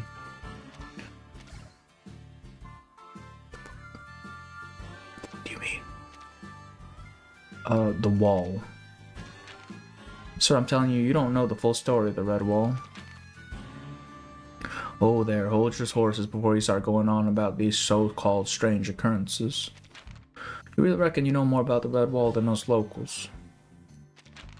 Why don't you hear me out? I told you, I've got my own methods. Found an interesting file in your friendly local deputy's drawer. A file containing a bunch of case records, again, admitting to a crime right now. One of the more recent ones suggests there's evidence of a ritual. Ritual? Who would perform a ritual there? You saying that's what all the blood was for? Exactly, but it weren't human blood. The blood and fur came from animals. Hello there, welcome in, K-Rider, welcome in. We're on the last chapter of Argus's story here. Might go into diggers. What the fuck do you mean it's not right? I am going to cause you physical harm. Think about it, folks. Fur and meat. Talking about that odd hunter fella. Be careful playing him. Very same, but he wasn't the one doing the ritual, isn't that right, Adam? Adam? Hey, Adam, you hiding something from us? What could I possibly know? I tell you what, there's not a single local around here that wants to go near that godforsaken place. Unless it got something to do with brewing booze. No, we're all... Right, I have one more to fuck up before, What? It's Adam. Oh wait, no, this one is refute, I believe. No, I'm thinking it's probably Adam. Or it could be the hunter. Either way, if I fuck this one up, we're starting over. Oh. Yeah. Some things demand a conclusion to be drawn. Back to what y'all think you know, the mercenary murders. Adam's sister was one of the victims. I even know this minigame had hints. Yeah, I keep forgetting until I'm at like the last one, and then I lose. Weren't we talking about the rituals? How do we end up back on the mercs? What's the connection? Is there something else going on? Don't you worry, sir. I aim to demonstrate that connection in full. Murders and rituals. Oh. I feel like it's blood. Okay, if we start over, we start over. Okay, nice. Now I hope you realize I ain't asking these questions to shoot the breeze. I've got an angle. These deduction puzzles aren't my thing. I think they took a break from them to better integrate them in the story, so it's not to change the story for them. Yeah, that's what I think as well. Yeah, it's not so much that these aren't my thing, it's that they're kind of open-ended on like what the answer could be. Like, I'm fine with deduction, it's just they give you 3 chances and it could be like one of 2 things and you're like, alright, roll the dice. Now I hope you realize I have arcane tracking skills that help me follow the evidence. I visited your Redwall and saw it was covered in flesh, animal blood, and pelts. Fresh animal blood and pelts. Some of the animal blood had the same rusty stains as the old human blood. They both came from the same tool, a machete, or even a chainsaw. So what? You're saying these mercenaries are no longer killing people, but instead using animal pelts for a ritual? This may be tied to a particular legend. Fuck. I'm thinking it's this dude. Fuck it. Okay. Alright. Man, that's all there is to it. Yeah. Am I overthinking? Last time I'll play through Ace Attorney good. Yeah, I think I overthink it a little too much. Oops. Retry. Alright, well, at least we can just skip through. I really don't like how they make you have to go through the whole thing, though. That's kind of annoying.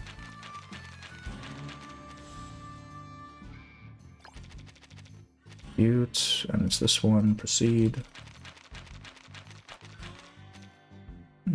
Proceed.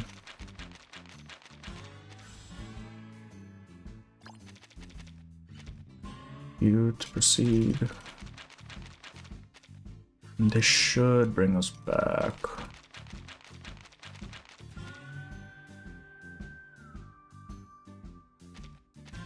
What's it? Submit the rumors related to the animal fur. So it wasn't the blood.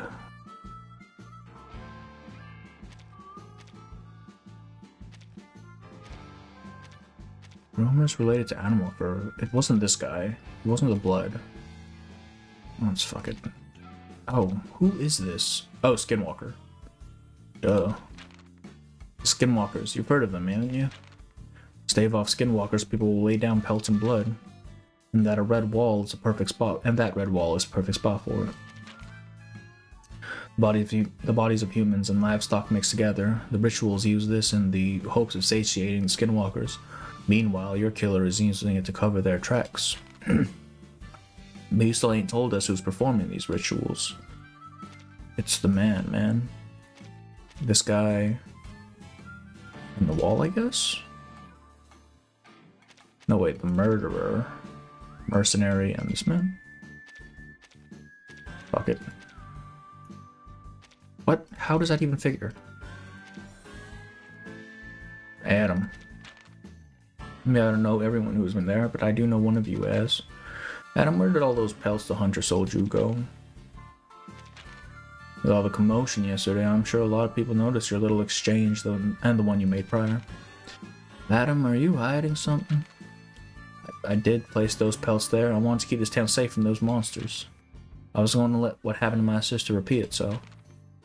Alright, gentlemen. Putting our barkeep's motives aside, the real suspect is already out in the open. I mean, it should be the hunter, right? There's someone else closely connected to all this. The hunter.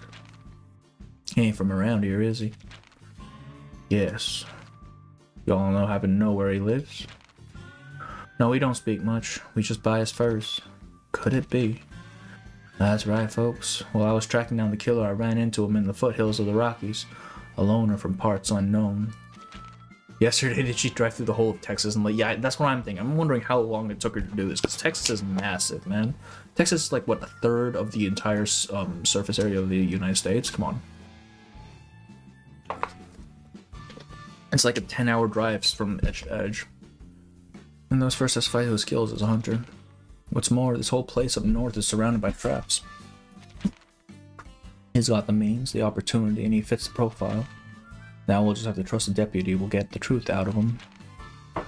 Can't believe it. He's one of the killers. He didn't talk much, and you wouldn't think it, but we trusted him, bought pelts, stocked firewood from him, even let him stay during the winter instead of sending him back up to the mountains. How could he do such a thing? If you ask me, it all makes sense. He's out of the Redwall and spread rumors about the Skinwalkers, all to sell us pelts for a pretty penny. Damn it, in the end, it's all about money. Adam, bring me 2 more cases of beer. See, that's what they think. What about you? You've been quiet. Do you not think he's the one who killed your sister? Nothing's stopping this, Argus.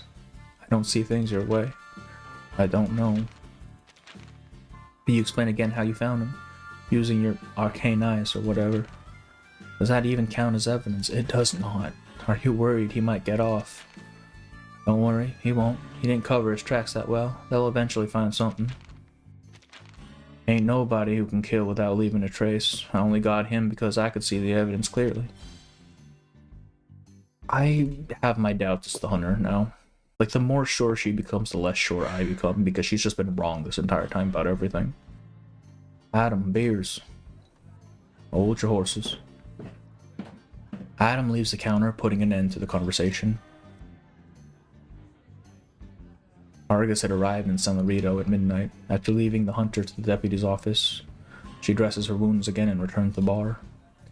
As the investigation reopens, the news that she caught the murderer spreads through the town like a prairie fire. Unrelated, by like, yeah, it's that western bar music. Now she's sitting at the bar, finally sipping on the blackjack she paid for days ago. She ain't sitting in a rush to ask about Kayla just yet. For now, she's enjoying the moment. Same way she did when she saved that girl for the first time, though she was just a baby then. What girl? What?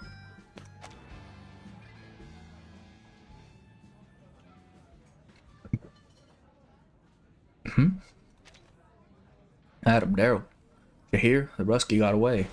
Oh, you can't be serious. Rusky? Oh, you mean the hunter who let him go? Can't have been the deputy, right? If he let him go, he must have had a reason. Yeah, the deputy, and unlike how they dealt with the mercs, seems like he didn't even bring in the rangers. Time. Wade stutters when he notices Argus. Referring to Kayla, I'm thinking maybe, but I mean, they would have both been children at that point, right? Like, they're around the same age is my assumption. Wade stutters when he notices Argus. Well... Argus grabs her gun and stands up. She doesn't seem to pay attention to Wade's words. I think she means Kayla, they were childhood friends, and so she's focused on saving her. Yeah, but, I mean, it seems like... Yeah, she was a baby at the time. What the heck? Excuse me. Where are you going, miss? The deputy let him go. What can you do? Look, I saw you in action. You're the best bull rider in Merc I've ever known. Don't doubt you must have cracked a whole heck of cases. But you got the wrong guy this time. That's what the deputy said anyways. Is the deputy the skinwalker? I have to work on her bond because maybe it's there. Yeah, I really wish the information was up on like the wiki earlier, but it takes a while for that to go up. Enough, Wade. Enough.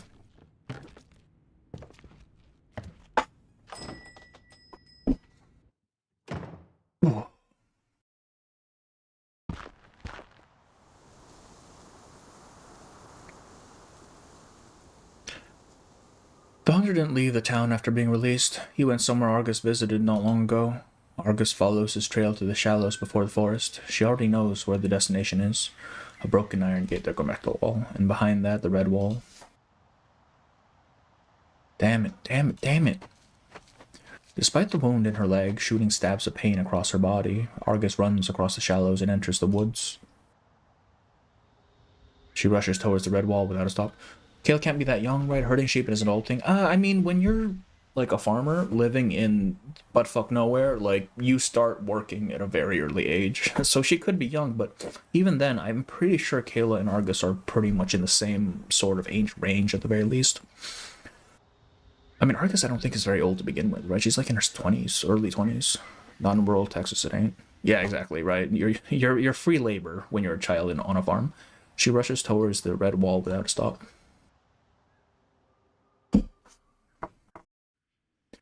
The forest looks a bit different. Oh, this is a night story, from what she remembered. Given that she only saw blurs that night, it's no surprise. The more you know. Yeah. Especially if it's like a bigger, because farming families tend to have more children just in general, so it's a lot of free labor. But Argus isn't focusing on her surroundings, just the trail. He went that way, then he ain't headed for the red wall. Argus is like 27 now, okay. So yeah, Caleb might be quite a fair bit younger than, like early 20s or something. There's another wall. In which case then... It's the red... No, it looks almost like the same, but this ain't the red wall. That wall look much worse. Huh? God damn it. Where'd he go? You are looking for me. Free labor is the reason the children are... Yeah, exactly. Damn it. They need more farmhands, so they make more. The mercenary loads her gun and points it at the man, who appears as if from somewhere. You're looking for me. Back off, nice and easy. The hunter does as she says. Further. If I go, then you cannot hear me. I ain't fixing to listen. I'm here to take you down. Before that, I just need to know. This is the Redwall. What? You understand English, yes? This is the red wall. Did I say wrong? No, it can't be. I've seen the red wall. It's covered in your victim's blood and the marks you left to boast about your slaughter. You even tricked their family into buying your fur. No one wants to admit it, but that's definitely one of the... Yeah, basically. Why do you do it? This is the Redwall. It has no thing, you said. Look. No. She doesn't intend to follow his instruction, but she can't help herself. The wall is dyed red with apricots. The juice, which had been poured less than 24 hours ago, flows down like blood, as if it were unexhaustible. What? No bloodstains, no fur, only red juice and rotten pulp. The apricots are piled at the bottom of the wall, all smashed up, laughing up at the under-eyed giant. No, this ain't the Redwall. You covered it up, cleaned up the crime scene, and someone helped you. Argus almost drops her gun. She steps forward and grabs the hunter's collar, dragging him close to the wall. She was just somehow to see the bloodstains and dead flesh that had been there before. Someone helped you, didn't they? Use your skill, lady. Just look at the wall. The proof's all there. I can almost see exactly how you ripped those people apart. Use your skill. Must have helped you. No doubt about it. Otherwise, you couldn't have done it so fast. Not without leaving evidence behind. The hunter says nothing to defend himself. He just tilts his head and reaches out for an apricot that looks relatively intact. What are you doing? This is an apricot. He shows the apricot to Argus. It has rotted away on the inside and turned black. This is cattle hide. He points at the rope hung at his waist. This is the Redwall. Then he points at the broken wall covered in apricot juice. Oh no, it can't be. That is all simple truth. What in the fuck just happened? What kind of simple truth is that? I don't get it. What in the goddamn are you even talking about? If all those marks were just apricot pulp, but there's no way. Apricots ain't red, and I smelled blood. The hunter shakes her head. She looks at the red wall and bites the apricot in his hand. He looks at the red wall. Did he just say it was rotten? What is this dude doing? I do not know. Where I come from, apricots can be red sometimes. Red signifies beauty. It's a good color. He's eating a rotten apricot. And this, у тебя тоже есть красная стена. You have a red wall too, don't you? You have a red wall too, don't you? You have a red wall too. I have.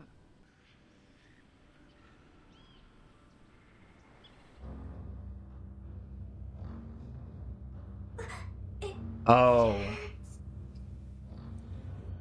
Wait. You come to me. Oh.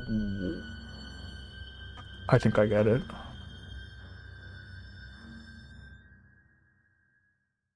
What do I have? The red wall. Did I fail to see through it? Oh no, okay. Was it the red wall that I didn't see through? Or... Okay, so... The wall is red because of the blood. No, I don't think... Kayla ain't here. Wait, let's finish this up first.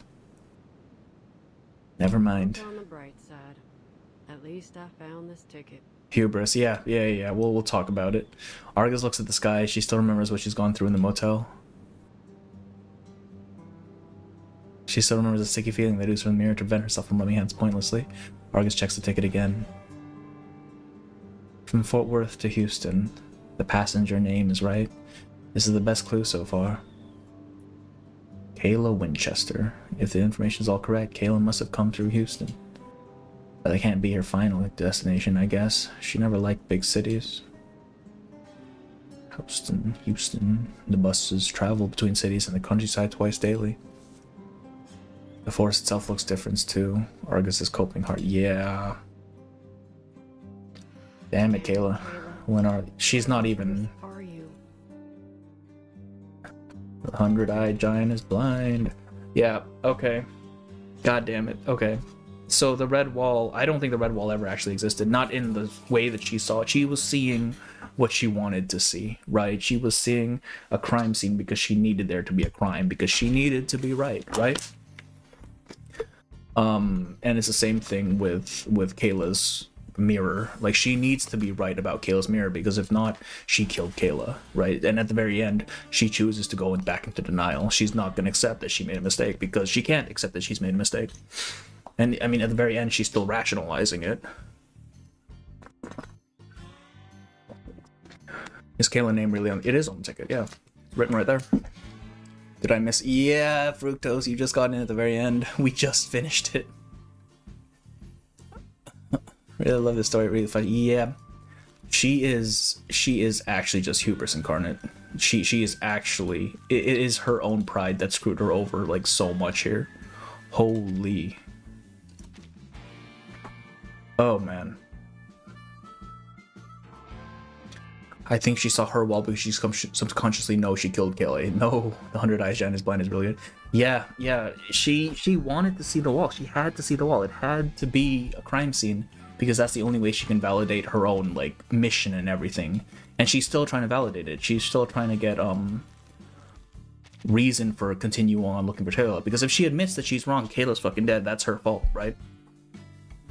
Oh man, that is a story and a half. So she's the, yeah, basically. Argus' greatest fear, she was afraid of failing and wanted to be praised as a hero, exactly, yeah. She wants to be a hero, but she can't be a hero if she's the one who actually killed everyone.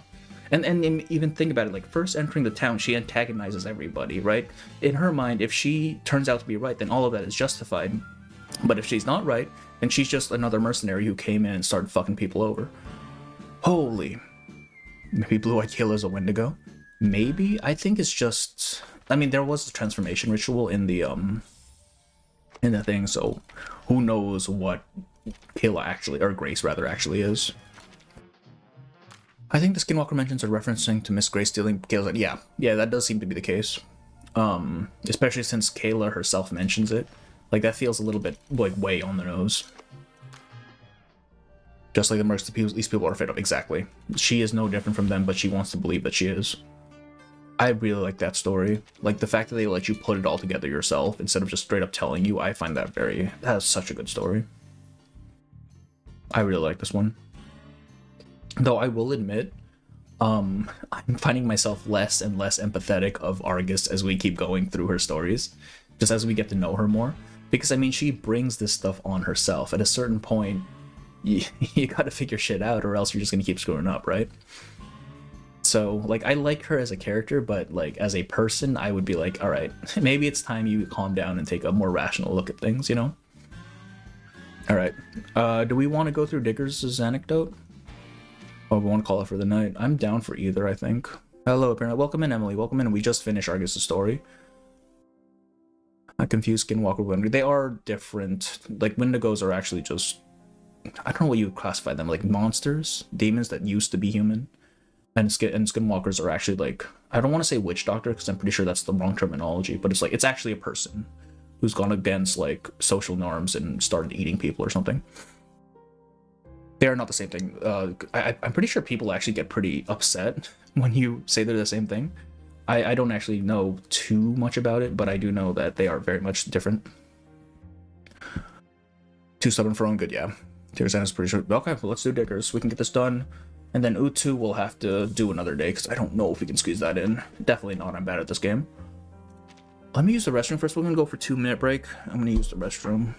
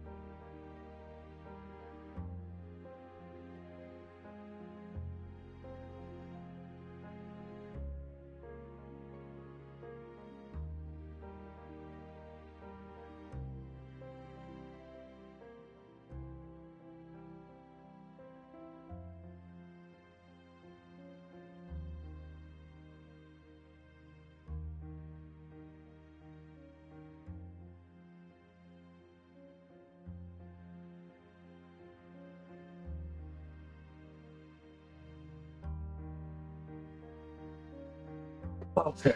Let's see. Diggers would be about an hour. That's pretty good for us, actually. That works. Diggers has a theme of delusion, coincidence. I mean, it's Diggers. That's his whole thing, right? Making people see things that aren't real. The reverse live stream is unwatchable to me. Regulus isn't hosting. Oh no, who's hosting it this time around? I'm assuming Sonetto's still there.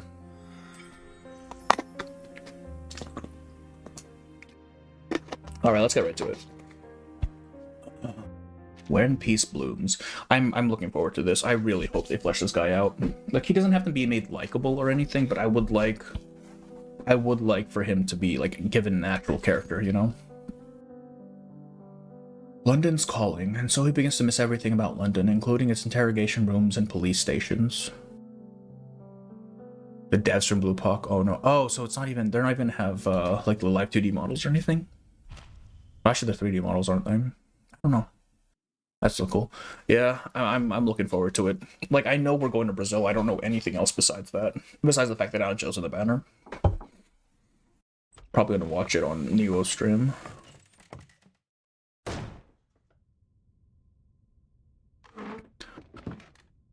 All right, we are being interrogated.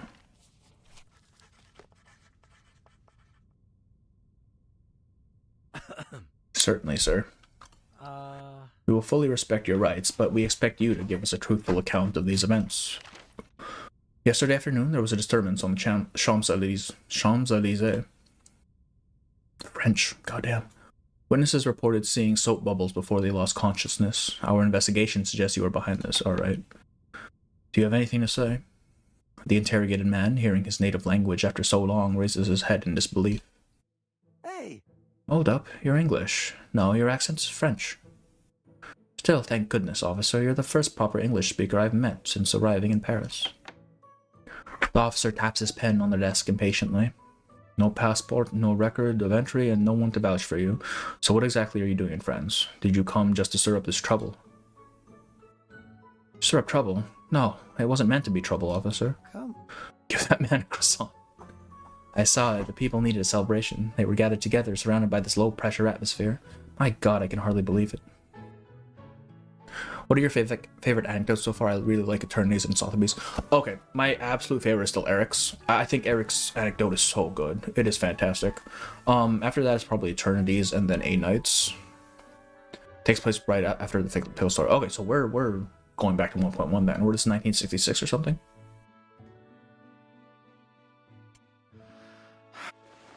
The officer warily rubs his temples. In Pickles' character story, Digger was on a boat to France, right? I'm going to be honest with you, I don't remember Pickles' story at all. It has been 10 patches since. Where's his temple? Qu'est-ce qu'il a dit? What did he say? Another officer chimes in. Muddled words, garbled speech in a language incomprehensible to him. It forms a cluttered mess in Digger's ears. Je parlais dans les vies. It's like talking to a brick wall. Dans les vides. He grumbles under his breath before continuing his questions. Eric's is so good too, she's just good. All the themes in Eric's are so fantastic. Like, just the idea that she has to grow up early. She recognizes that she has to grow up early because the world isn't what she would like it to be, you know? It's such a good story. Sir, this is a police station, not a studio. If you feel you must express yourself, I may be able to put you in touch with a newspaper editor. I'm sure you can pour out your artistic vision onto that poor soul. They were on a boat to France, okay. Pickles' character story is pretty unmemorable, to be honest.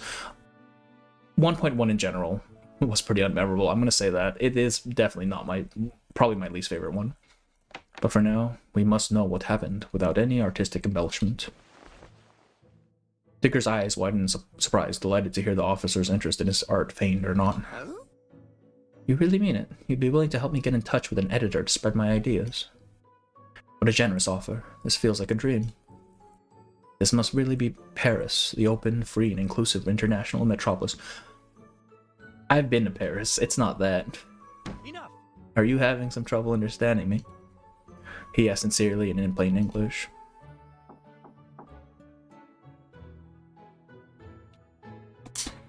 A sudden knock interrupts the officer's line of thought.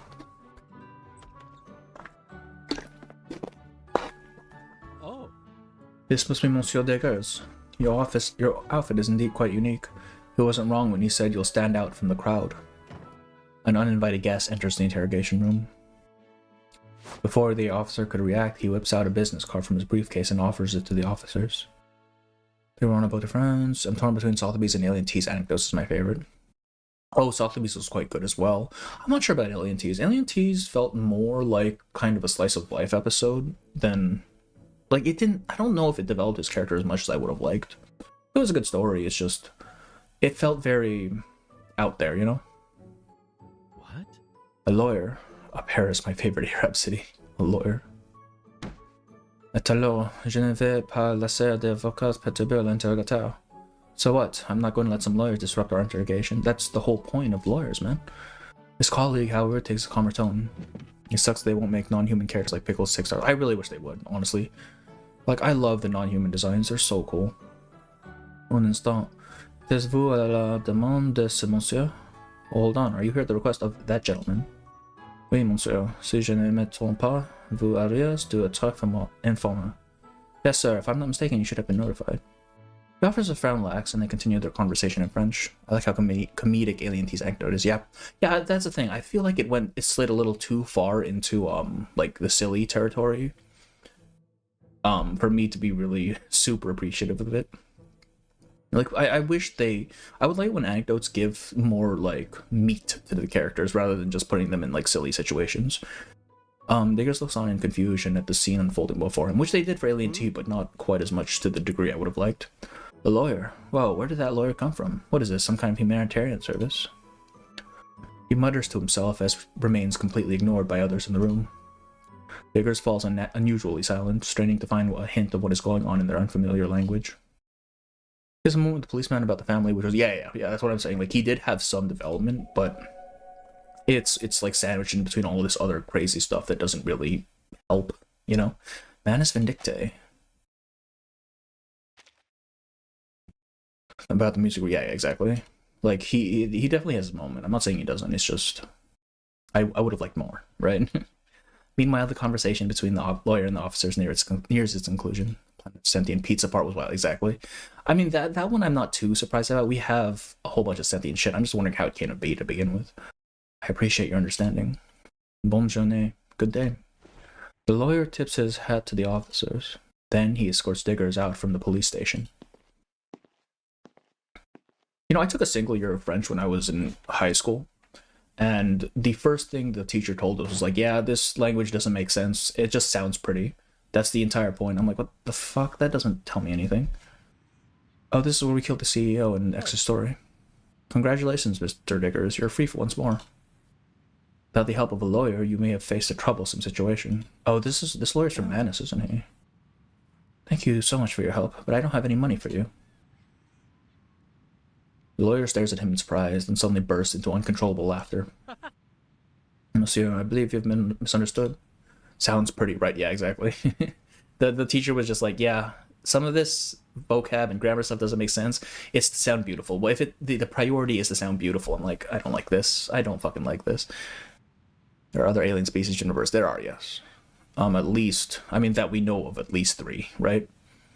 Baguette, yeah, exactly. The matter of money isn't of such great importance to some people. My client is one of these people. He'll discuss the details with you personally. Oh, do we get FMN and Diggers interactions here? That'll be funny. Now isn't the time for that. Are you ready? Does Voyager count as an alien? See, I don't know about that. She's definitely from outer space. Oh, wait, hang on. Crushes the small objects. He crushes the small object, some kind of arcanum item, and scatters it into the air. A wave of dizziness hits first, and everything around them begins to distort. So from the Discovery skin line trailer thing, it kind of implies that she is like actually just an aspect of the universe itself. I don't know how to explain it. She doesn't seem to be... She seems to just be the universe. I don't know. She's definitely some sort of cosmic entity. A wave of Disney's first, and everything will start. Oh no. What on earth is going on? What on earth is going on? Hold on tight. The noise of passerbys and honking cars fade, and the surrounding scenery twists and transforms. And my friend, yeah, exactly. Man, we got like a universal entity in our suitcase, and we can't just use it. We can't just like throw her at Arcana. Come on. A darkened bar room with only a dim light shining from the top of the stairs. They kept the Walden. Hey. She's not, but that's her lord. The entire galaxy's fleeing from her and art. Yeah. Like, I wouldn't be surprised if they tied her to, like, some Lovecraftian shit later on. That'd be pretty cool. The clan is waiting for you, sir, through that door. You'll see him. Or are you saying that he didn't reach America? Yeah, okay. Okay, the man's in America now. Let's go. All-powerful cosmic entity that likes human music and wants to learn more about them is a really cute concept. Yeah, it might be just, like, kind of, like a very fledgling consciousness just kind of figuring the world out. Now that it's kind of restrained to a more corporeal form. You're not going to introduce me.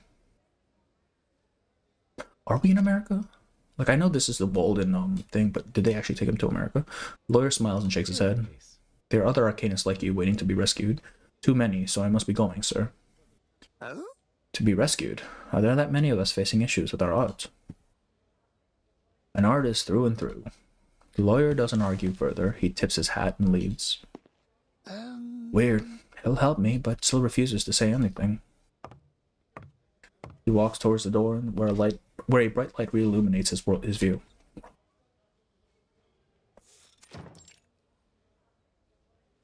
The wall. Oh, this is actually the Walden. Why are we in the Walden right now? Whoa, wait, hang on. What the fuck? The Walden was 1929. This should still be 66, right? This is after Pickles. Unless Diggers found a way to cross the storm in 66. What?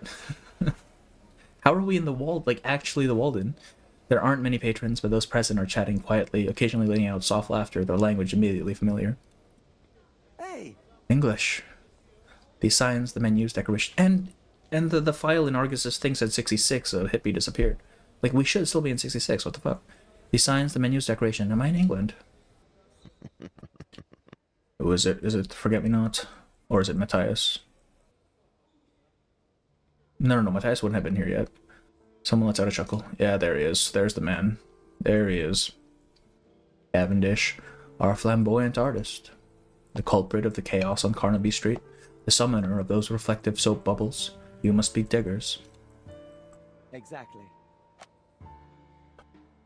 Oh, there's a lot here. Wait on. She came from the galaxy without sound. After the Voyager 2 satellites passed her, she discovered its golden record and the existence of Earth. Voyager traveled several light years. Oh, okay. So it's because of the probe that we sent now. That's interesting. She slept teleporting through the Atlantic Ocean and 40 years of history. So I buzzed back to see you talk about the ending of Argus story, and yeah, that makes sense. I'm definitely going to reread the story now. Yeah. The Argus story, I thought Argus story was so good. Where's the Walden Storm immunity location? That's possible. It could be one of Manus's storm immune locations. I wonder if a future Voyager anecdote is going to lean into comedy or wholesomeness or game-changing lore.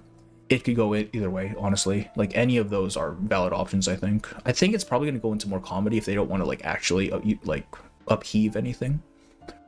So, the building's immune to the storm if you didn't know. Oh, it is. Okay. I actually didn't know that. I didn't remember that being brought up. Ew, Snake Boy is an FNM from 1929. FNM's been kind of just teleporting around with Arcana for a while is what I think. I think it's the same as with like Heinrich, where he was initially picked up in 1929, but he's just kind of been sticking around with Arcana for a while. Alright, let's get back to it. Yes, an artist. You're absolutely right. It's great to meet someone who shares my passion. I don't think he does. He doesn't. Digger's eyes light up. As for Carnaby Street, that was a novel attempt to bring pop art into reality, though the outcome wasn't quite what I had planned. Guys who's in Paris. Clearly, your art failed. The inevitable fate of the projects of a narrow-minded egotist. He's not wrong. What? Egotist? The sudden accusation leaves him startled. Is that so hard to accept? Peace and love, man. The simple fact is undeniable. People don't appreciate your art. Indeed, alas, a lack of aesthetic sense is a flaw of the times. Oh, so what is your organization? A gathering of artists? Art is too narrow a definition for our goals. We seek something more profound. We bridge the oceans with nothing more than an arcane catalyst. That's what we are capable of. So, like an Arcanist exclusive art collective. This man needs to shut up. I guess making travel easier would be good for artistic collaboration. Forget-me-not lets out a derisive laugh. But I don't want to join you. I've heard of you back in London, a bunch of renegades. I do like your name, though, Manus Vindicte. It sounds cool. But I think my art style stands out better alone. The man adjusts his smile slightly. As a matter of fact, we're planning a march in Europe with an anti-war theme. F-Man is more into interactive performance, like exploding people. Yeah. I'm fairly certain that Arcana just recruits, like, exclusively theater nerds. It has to be. Like, everyone she's recruited so far is just overly dramatic. These kinds of movements usually don't end well, so I understand your reluctance. An anti-war art march. That's our vision. A world without war. Man, I can't believe I almost turned down something like that. the moment of excitement. This is the kind of thing I was born to do. I'm in. Bubbles.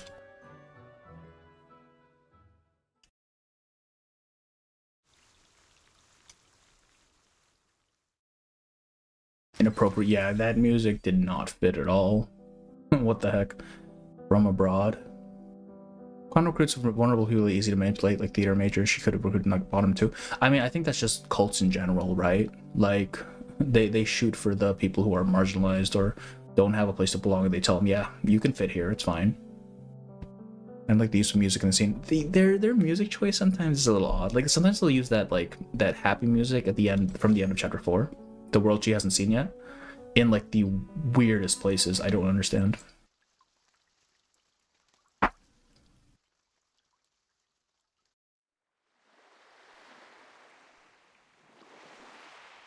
And a bit dim, like Diggers. Yeah.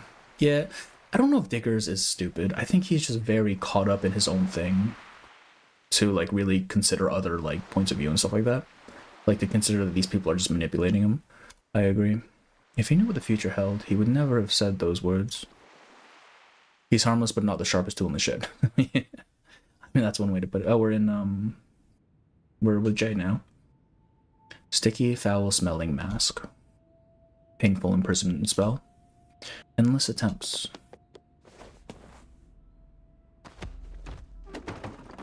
He's so cynical, irrational, naive.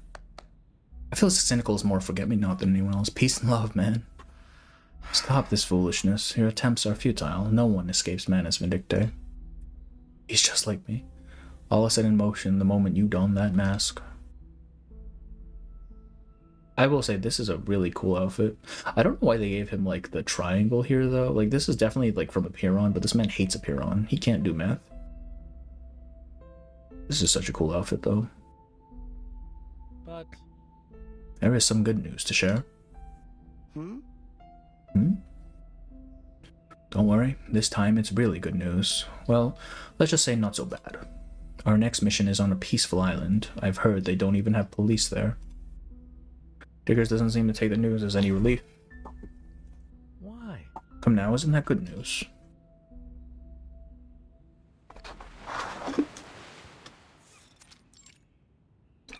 Hell yeah, we're back. Destroying peace. That's my mission. The sunset's glow bathes in vast and open sea, its waves crashing in a steady rhythm, rising and falling. Risen, chapter 5.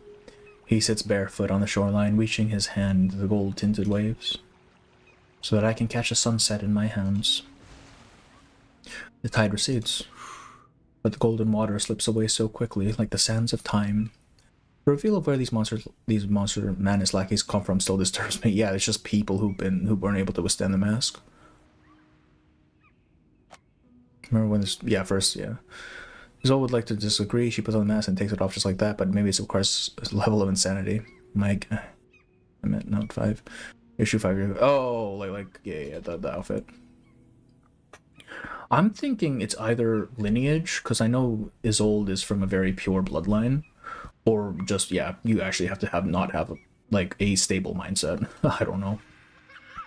Like the height of the moon, or a blooming flower, like a moment of joy or laughter. How come? Why am I here?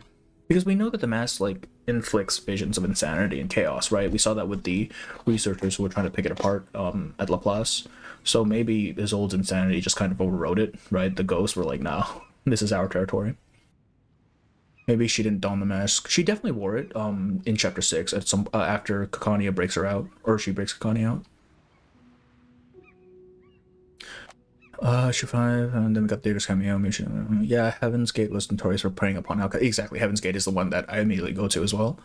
Well, she's shown with that mask on her face. The mask can't turn you insane if you're already insane, yeah. She was, I don't know if the image was shown with it on her face, but the text said that she was wearing the mask.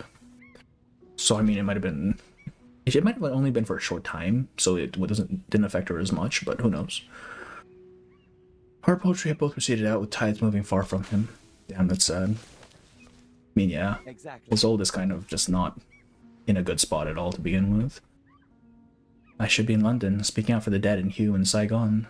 This world doesn't need more war. War means tears shed by countless mothers.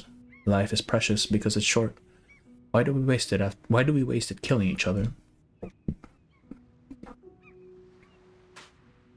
They put on Twitter that in order to not transform, you must have Arcanum. I figured that would be the case, yes, but I'm wondering if, like for sure humans, if they put on the mask, are just fucked, right? But I wonder if, like, low-level Arcanus, like the purity of your blood, actually affects it or not. The sounds of footsteps gently crush across the sand. Meanwhile, the average MF describing Vietnam War, I mean, yeah. A red-headed corrector stares out towards the rational number before her. Oh, it's Sophia. Look at her. Before she went crazy. What is going on here? You shouldn't be here. We did some dirty tricks. I would say maybe a bit more dirty than just dirty. Quiet. Like, the people who went into Vietnam were fucked up, man. They came out kind of fucked up. Assuming they even came out at all. He watches the seagulls pace the sand not far away. Route 2. I miss Sophia. I really want Sophia to be playable with the Manus outfit. They get started easily. Route 2. We're just gonna call her Route 2, are we? Alright, sure. You didn't respond. You didn't report your outing at all. What? Oh, right, because they're being taught math right now. Several integers were forced to search all night for a missing irrational number. That's unacceptable. A brief silence. Integers, irrational numbers. Is that what you people call people? If I were to give up a sunset over these waves for your numbers, that would be an uncountable loss. The seagulls flap their wings and fly into the distance. But it's necessary. There needs to be an alignment to your overly chaotic soul. It's an irrational number, calling an irrational number a piece of shit. That's crazy. That's crazy. I don't get it. His incessant need to argue the point stirs up annoyance in the girl. The scripture says, You're an irrational number, a collection of disorder and chaos. You must accept the truth to approach the realm of rational numbers. Bro's writing is low-key fire. Why should people be expressed as numbers, rational or not? I think Lilia would have killed diggers if they met in the maid. Probably. She would have just gotten annoyed and just run him over with her broom or something. How come 1 is thought, 2 is opinion, 3 is wisdom, and 4 is strength? Haven't you noticed? All your choices are confined within a tiny number. This is no fun. No branching paths, no sights along the way. I mean, he's not wrong. His number describes him very well. 233.33. I don't know what that number implies. I'm assuming it's something. Miss Sophia, you can't explain everything with maths. That's quite a best mistake. Repeating, of course. Yeah, of course, repeating. Non-interrupting, non-terminating, non-repeating. Or bleh. Wait, no, irrational is non-terminating, non-repeating, right? So it shouldn't be 333. That should be swapped up a bit at some point. He points towards the horizon. Look, the sun is almost gone now. The calm night will bring reflection, and although twilight is brief, it brings eternal memories.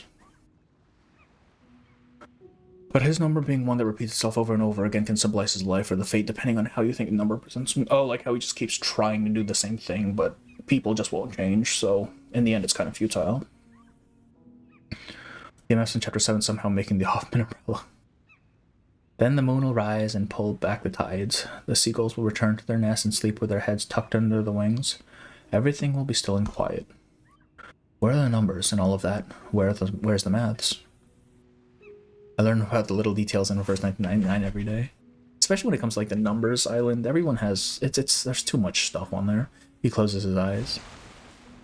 The water laps at his hot skin. A seashell just touched my toe. Do you have a number to describe that feeling? A seashell? That's not a seashell. Diggers opens his eyes and looks down to his toes. Is it a crab? Is it going to get pinched? After a few blinks, his unfocused eyes make out the object before him. Yeah. A black browning pit. Oh. A gun. Oh no. Civilization is here. How come? A gun. Why is there a gun here? It's the Peacekeeper. Yeah. What? Why a gun? Sweetheart 89, Lasaurus 28 over 9, Diggers 23. Wait, do we actually get their numbers? Like all of these people's numbers? When was this? When were we given this information? Creative destruction, a form of art that is devoid of compassion.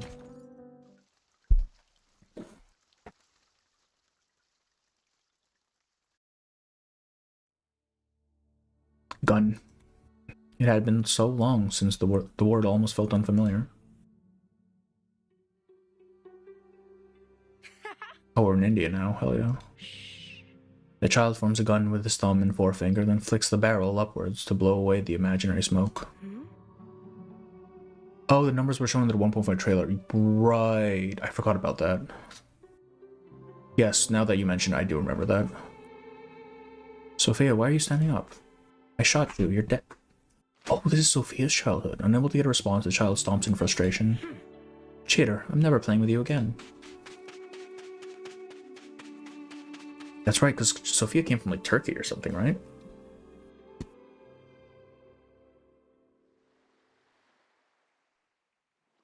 I remember when 37 first got announced for again, took the time to find out what her name meant and learn some cool things about how prime numbers relate to each other. Yeah. I believe, I looked it up on Wikipedia. Apparently 37 is the first sexy prime, which, okay, sure. Which a sexy prime is one that is 6 away from the prime on either side of it. It had been a thing if fit only for a childhood game, back when death was still too distant a concept for her to grasp. Ilya has 888 armor. Oh, she does, doesn't she? It's the like the full plate body and stuff. Hang on. What was her number? Oh, 47 over 3. She slightly tightens her grip on the ruler in her hand. The irrational number besides her is shouting, "Gun, gun, gun." From his reaction, it seems as if the gun hadn't just touched his toe, but instead fell from several stories above, hitting him on the head. There's no other way to explain his current state. He just doesn't like guns? Oh no. Nonchalant Jotaro to 10. I wonder if they actually hired a professional mathematician to help with the Piran arc writing and start platinum. My guess is that they just kind of knew, or at least looked into like some special numbers within the sequence, and just kind of extrapolated off of that. Oh no, shit. Doesn't it feel weird to use 37 in the word set? Yes, it does, but I mean, that is what it says on the Wikipedia page. I don't know what to tell you, man. It's China, there are people who do both jobs. Yeah. She loosens her grip on the ruler. Look at it. He takes a deep breath and crouches down next to the gun. This will bring bad civilization to the island. Why does this man talk like a caveman? If you ever see something like this on the shore again, make sure you... He lifts his foot. Kick it far away. The gun flies off and Diggers clutches his foot, howling in pain. This fucking idiot. Sophia, did it make it to the sea? Sexy prime, that's a new rabbit hole for me now. It's not anything special. It's just any prime that is 6 spaces away from its consecutive primes. It's approximately 10 meters away. I don't know why that's a specific like designation that they have, but apparently it exists. So hey, there you go. Let me think. Fine, I just need to throw it farther or destroy it. Take actions.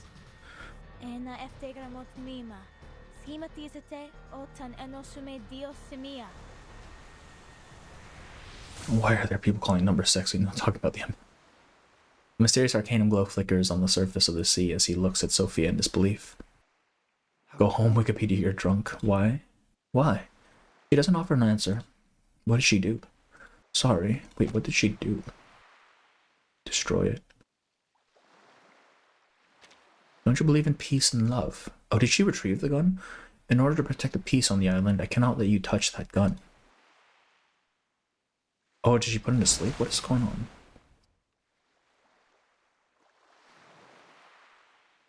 $210 888 I'm talking about the MFs. It's a pun from a Latin word. He falls into the water, both mouth and nose filled by the salty wash of the sea. Yes, it is because they differ by 6 from their, yeah. I'm just wondering why that designation even exists, like why it's significant to begin with. A faint murmuring sound. His head must have been smashed in by that redhead. The man looks worried. I had wanted to copy his math homework. Okay. Don't copy. Too many mistakes.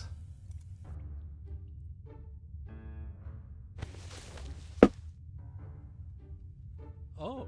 His eyes have opened. His strange, exaggerated shouts make Digger's head hurt all the more. Quiet. Bowen hands Diggers a glass of water wordlessly. The water is cold, matching the chilly appearance of the woman despite her generosity. Hey! Oh, thank you. There's no need for that. How is it going? You find any escape routes? He just woke up. What do you mean? According to our previous surveys, occasionally modern industrial products wash up on the island's shores. Therefore, there must be a normal human civilization on the other side of the sea. Yeah. Diggers, tell me, is our hypothesis correct? We were spotted by that redhead while searching for an escape route. And it seems you two had a fierce battle and you narrowly got away, right? It took him a moment to grasp what his companion was saying. Exactly. Oh yeah, actually, I found a gun on the beach. What?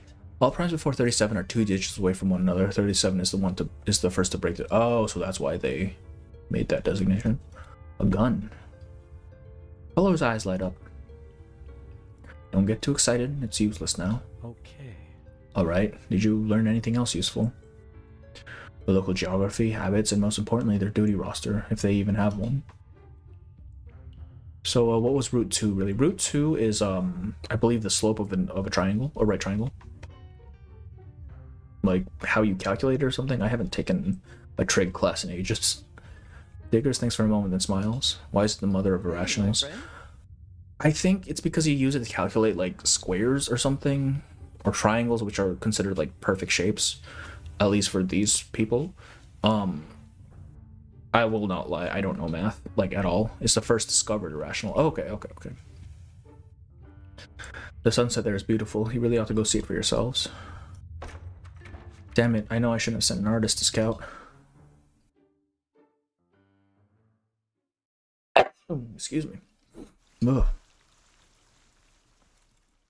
Diagonal of the square, okay, yeah. And we know that, like, they really hold triangles in high esteem for some reason. How many chapters of this are there? I'm assuming 6, right? Yeah. Because these stories were long, I was worried. Math class. Should we really be studying math at a time like this? Because it differs in length on the sides, okay. Yeah, math is hard, man. Numbers are not my thing. Hall of a Peyron. The classroom is as usual with the same mathematics being taught. Are we actually in the hall? Because I'm pretty sure they don't let rationals in the hall, right? And the same teacher. Oh boy, there she is. So what exactly are you confused about? Her confusion is evident. Peace and love. He mutters, his mind far away from the numbers on the board. One of the Manus followers raises a hand. Why can pi be an infinite, non-repeating decimal and also represent a precise angle? That's what I'm asking, man. According to your logic, doesn't that violate the law of excluded middle? The law of the excluded middle? No, that's not right. A flawed argument. The premise for using the law of excluded middle is that the two concepts are mutually exclusive, but decimals and angles are not dichotomous concepts. A circle's angle follows its own rules, so it's reasonable that 180 degrees equals pi. What the fuck? Still, the fact that you're attempting to use logic to solve these problems is a significant step forward. I don't understand, me neither.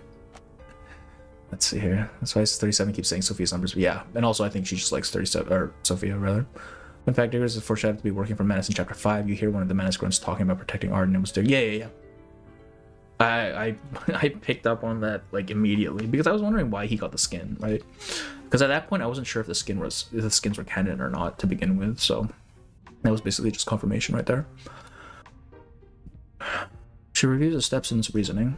It's a clear explanation, rudimentary even. What is there not to understand? Burton gang probably didn't know that because they didn't know. Yeah, I'm thinking Diggers was first recruited by Manus and then he eventually defects, which I'm assuming is going to be the story, and he defects to the Foundation, which is when we get him. It's a clear explanation, okay. Isn't it clear enough already? His outburst isn't particularly loud, but still draws the attention of the others. The not-so-eloquent followers glances at him, then responds to 37's words. I just don't understand anything, same bro. So canonically, the gang dripped the fuck out in chapter. Yeah, and then he downgraded when he came back to us, which is unfortunate. Very well, I'll start from the beginning. Oh no, please, not this. No. Let's take another look at the problem. It asks us to calculate the area of the shadow. I don't know, man. I mean, these are arcs. We know. I have no idea what the formula for an arc is. The area of a plane figure can be reduced to an accumulation of definite integrals.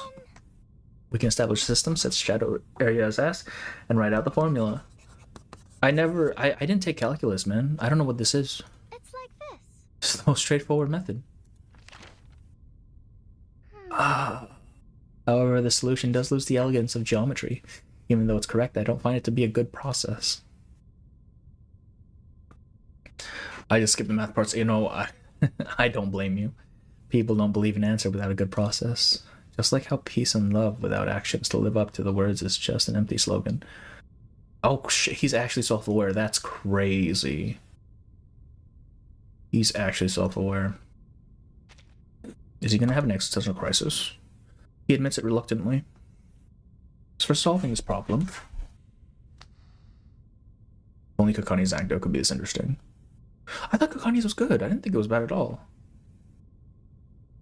I can't believe that's a line of dialogue in this game. What, the integral formula? 37's demonstration is interrupted by someone approaching through the stone-lined halls.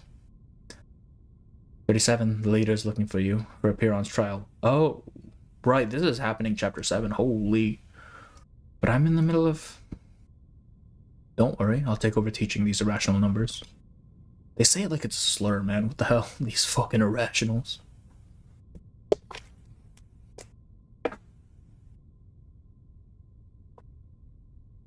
Blue Hawk are such math. I mean, they have a whole 2 patches dedicated to math people. I don't... Yeah, I would hope so. I expect so. After 37 leaves, her replacement immediately puts on a stern face. Clearly, he is not fond of outsiders. He glances around, then walks over to a corner and begins studying the scroll in his hand. It seems like he has no intention of continuing the lesson. The man whispers, "It's too hard.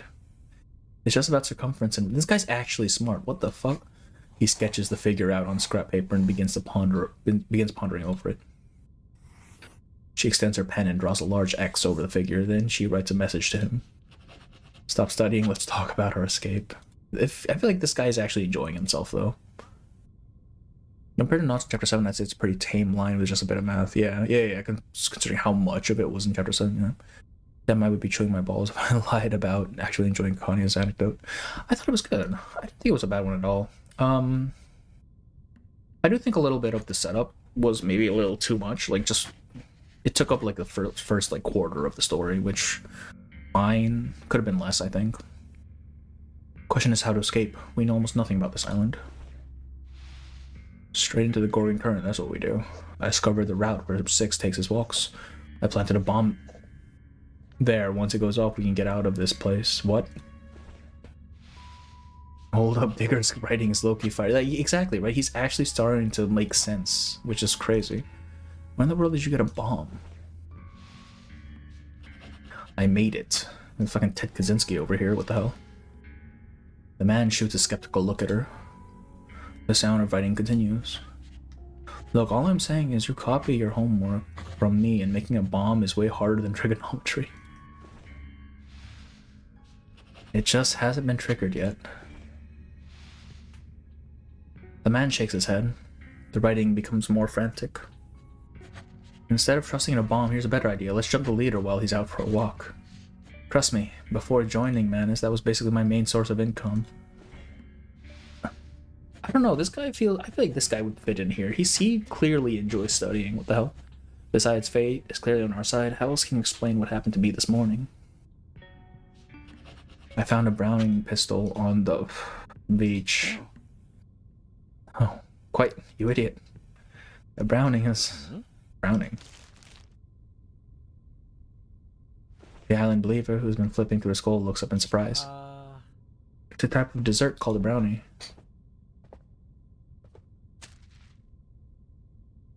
The island believer approaches them and takes a scribbled note.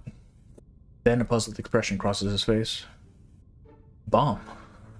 Living in seclusion, far from conflict, they have completely forgotten words associated with violence. And what are you planning to do while our leader is out for his walk? I heard that. 6 is a number representing balance. So... He struggles to find something fitting to say about numbers, but his limited vocabulary fails him. So... We want to go for a walk with him. I think she's talking about Senno because she spoke, and 37 goes to help in chapter 5 because in 7 the island is already under attack. That's true. Yeah, you're right, that's true. So she was already planning on taking the trial that early? That's wild. Oh, you mean the trial with Senno? Wait, okay, that makes more sense. Never mind. According to your theory, 6 symbolizes harmony, and we happen to need more peace in our lives. Still, maybe we should be concerned about the leader's mental health too. People often walk to relieve stress. If someone is always walking around alone, it could be that there is something making them feel powerless. Like an artist trying to learn mathematics. The island believer gives him a knowing smile.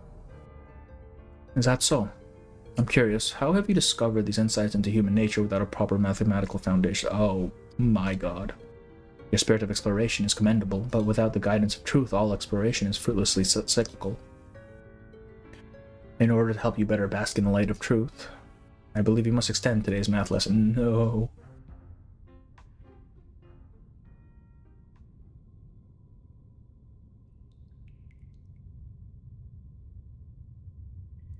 A damp, dark cell. If he's a number, he's definitely a real annoying one. I never want to study math again. Me neither. My head hurts. He doesn't necessarily think math is gonna... Yeah, everything is math, and apparently everything works via math. 6 may be feeling just a bit powerless considering he knows, yeah. Like, there's nothing he can do at this point. 6 is just waiting for the other shoe to drop. It's so over for him. But if we don't use the dream bubble, how can we show everyone that beautiful world? I don't know what to do. His musings catch attention of his companions. What are you talking about now? Come up with any creative ideas for escaping this place? He realizes something. Perhaps peace and love would never convince these people. After all, that has never been the creed of Manus Vindictae. Yeah, you could think, really. A flash of insight. We're forbidden from using arcane skills, and it's not appropriate to resort to violence. But when I was at the beach, I saw remnants of boats and geometric structures. It seems that years ago they attempted to leave, so they can't be completely disengaged from the world. He falls deep into thought. The first thing we need to do is disguise ourselves as the island's inhabitants to find a way out. They would go crazy if they've seen a Jackson Pollock painting. Yeah, but hey, that's still math, right? Because the trajectory of all the spiders is still bound by mathematical law, right? I'm sure they could probably figure something out. Plans to scram. Perfection is his goal, it remains just that, a goal.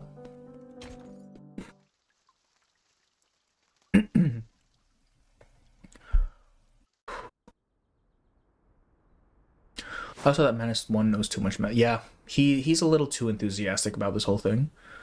A piece of cloth, plain, simple, and smooth. You sure this won't fall right off if we wrap it around ourselves?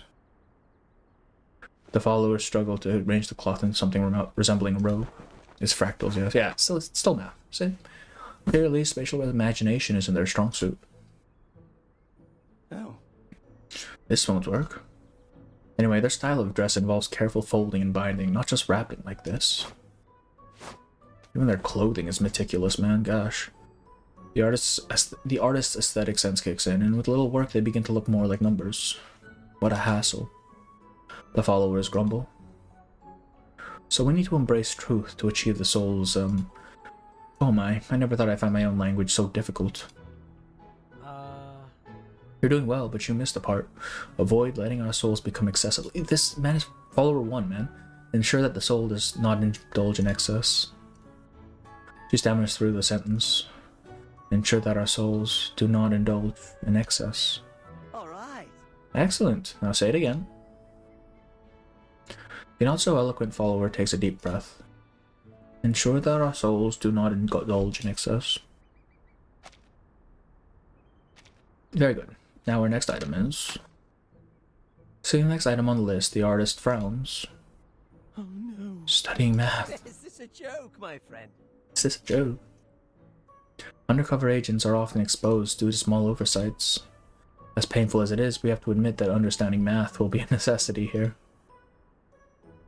Oh no. I admire your courage.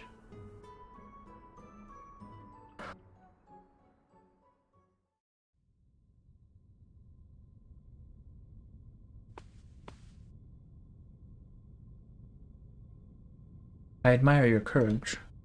Explaining the beauty of mathematics to an irrational number is a challenging task in itself.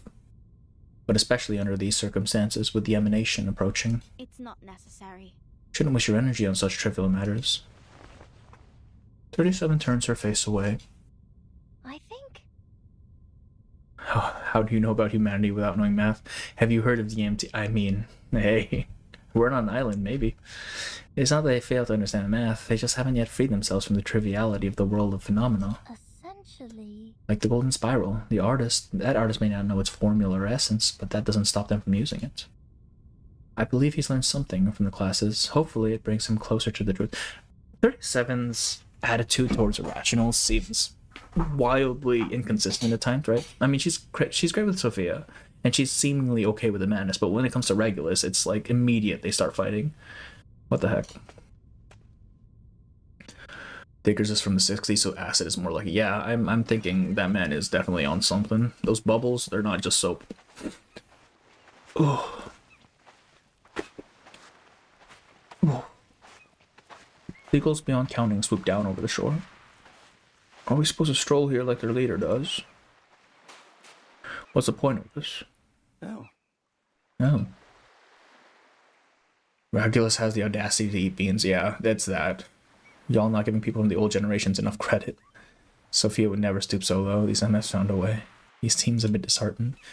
They just got... If there's a will, there's a way, right? I just thought you might appreciate the sunset. I'm gonna cause a dinner by... Oh yeah, thank you for coming in, of course, and have a good dinner. Sometimes I feel like we need a translator for your brain. Same. He turns to his bewildered companion. Did you understand what he's going on about? He's an artist. But this path, it feels familiar. I've seen it. I've been here before. Exactly. Everyone should come here to see the sunset. No, I mean, I have a more important task. There's something off about this one. Task, you received orders. No, one of my own ideas. She used to be an islander. She points to one side of the beach. I buried the bomb. Oh. The bomb. Because that's where their leader is likely to walk. Killing their leader would solve our problem at the root. Wouldn't it? Oh no. Oh no. You still find the bomb. In this tense atmosphere, any incident, large or small, could ignite a war. Easier said than done. She raises her hand, pointing to the sand stretching out far beyond sight, all of it indistinguishable. It's somewhere out there.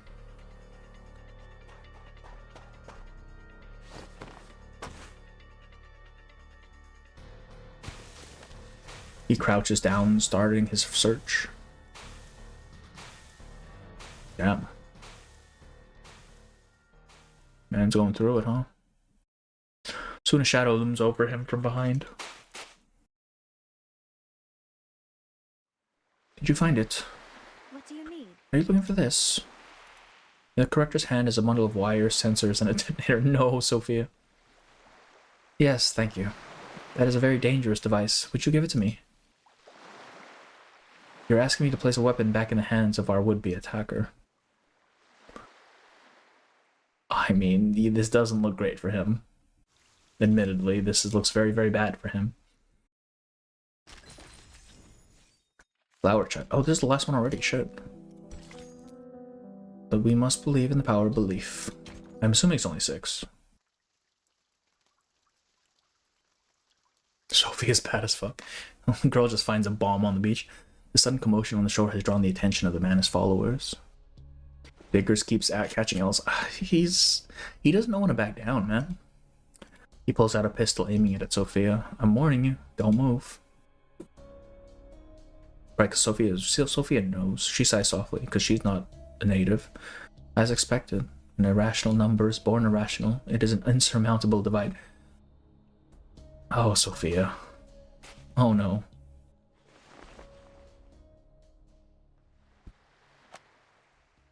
This is the last issue already. Oh, it's 7. Okay. Digger stands up, positioning himself between the gun and Sophia. Please, I'm sick of your taxonomies. Integers, fractions, rational numbers, irrational numbers, real numbers, imaginary numbers. Humans are the only creatures that go to such lengths to categorize their own kind. Sophia remains silent. Girl so racist, she races to herself. Yeah. She's a purist, man. She knows. Not that I'm dismissing your ideas entirely. The fact that there's no conflict here already makes this place better than the world outside. Besides, in the world beyond your island, division and like that is just as common a thing. Chronology, physiognomy, theories of superior bloodlines. I feel like it's more than just a theory at this point. Every standard works to make a class inherently entitled to more power. But it's all a lie, a fabricated, despicable lie. How come? We should be like one family, whether on this island or in the outside world. The true Tower of Babel was the whole idea of class systems that people have built in our society. Is that why New Babel's alt is a tower? We should stand against all of it. Idiot. Is this really the time for a speech? Go on, grab her. We have to prevent her from using any arcane skills. My friend, the answer we seek is blowing in the wind. This fucking nerd. Oh, he even has like the paint going down his fingers as well. He inserts a rose from his sleeve into the barrel of the gun. Pop him. Just pop him right now. People of different colors, who speak different languages, raised in different cultures.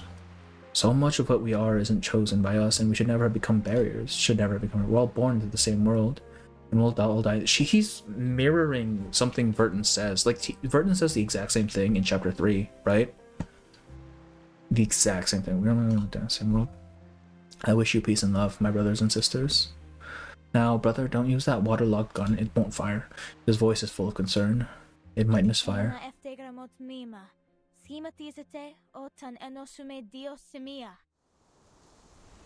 Diggers takes peace and love seriously. Bob Dylan reference. It's happening every once they call. Digger's Riz.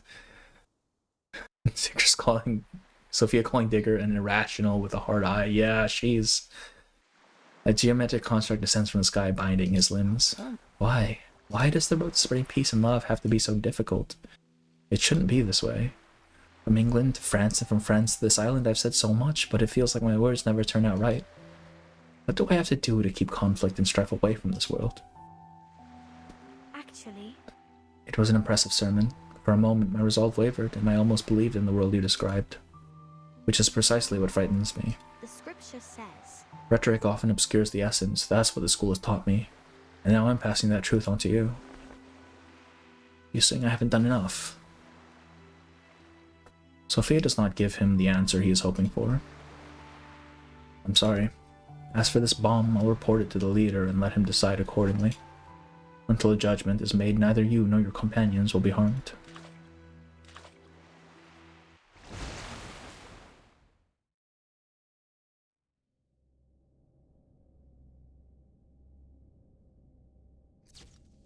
Oh.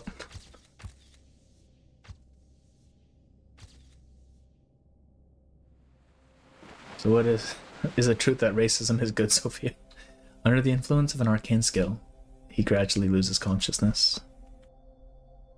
The light before his eyes flickers and changes, and scenes flash by.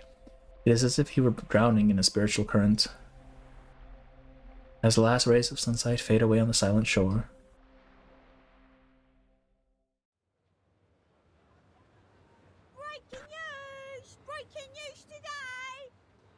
U.S. faces conscription crisis. Medical correction conscription plan may be implemented.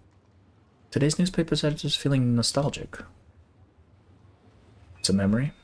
Is this Remit Cup? Regent Street? Man, these Nepo babies, I swear, no. You almost convinced her. Nah, man, my man. She probably didn't do much to show how racist Sophia actually is, what the fuck. Yeah, I mean, Sophia's definitely, she's not having it with these irrationals, you know? But... Still supposed to be on the island. Oh no. There's a side effect of the arcane skill. A dream? Memories? Or am I dead? What? Dead. A familiar voice. He turns to the source of it. No. Mr. Leonard, are you on parole now?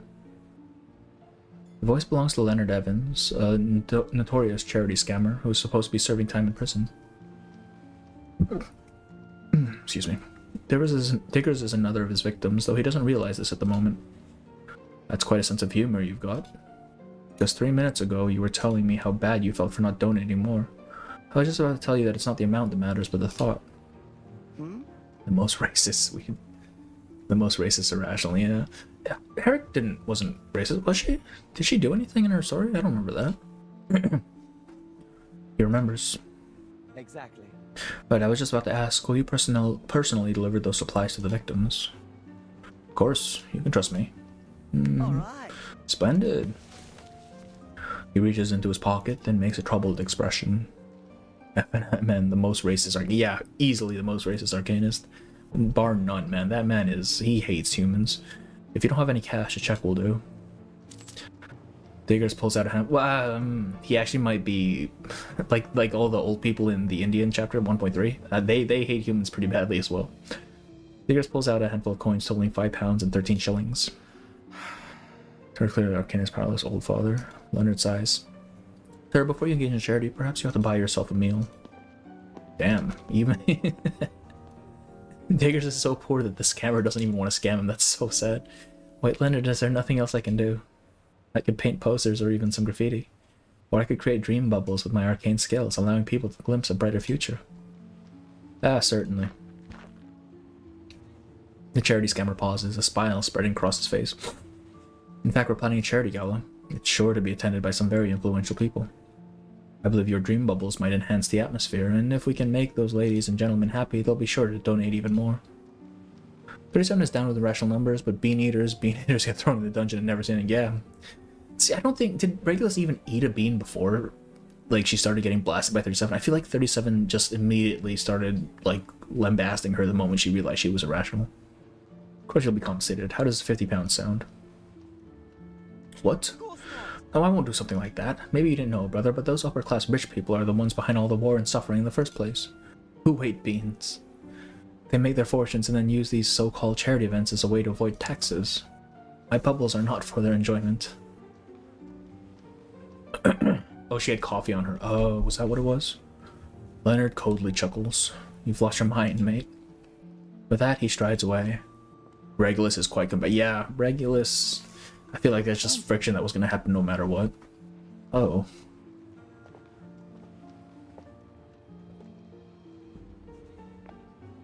The artist wanders aimlessly along Carnaby Street.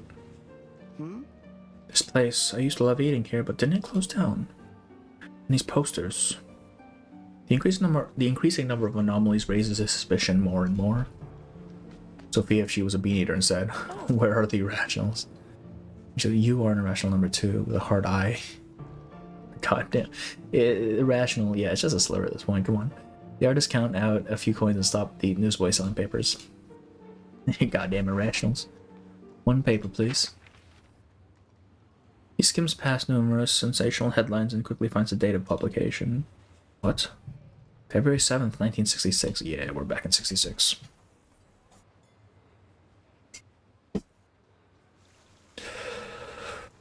Alright. And we get... Damn. This wasn't the end somehow, that's crazy. That seems like an ending scene. That's a dark shade of blue. Edge of the cape. This is before or after Remit Steel. I'm not sure what the exact date of The prologue takes place on June 3rd. And this was February, so this is before the remit then, huh? Oh no, the prologue is chapter 0. Yeah, so this is before our main story. Night falls and Nigger sits on a bench by the river holding a cheap takeout box.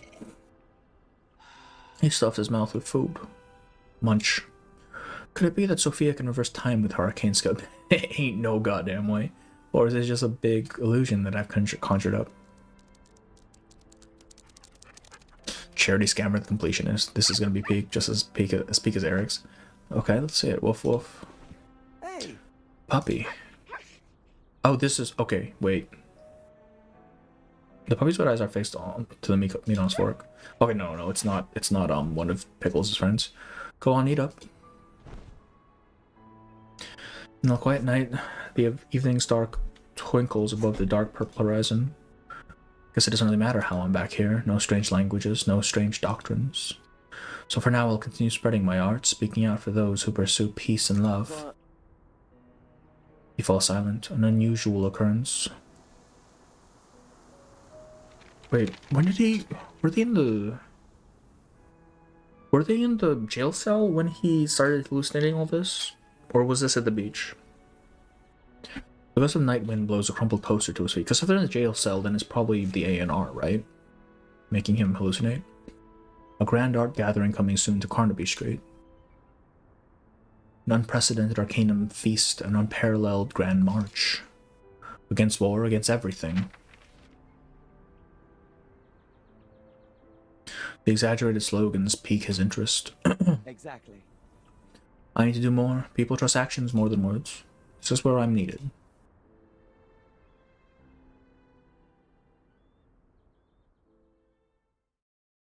This is what he excels at.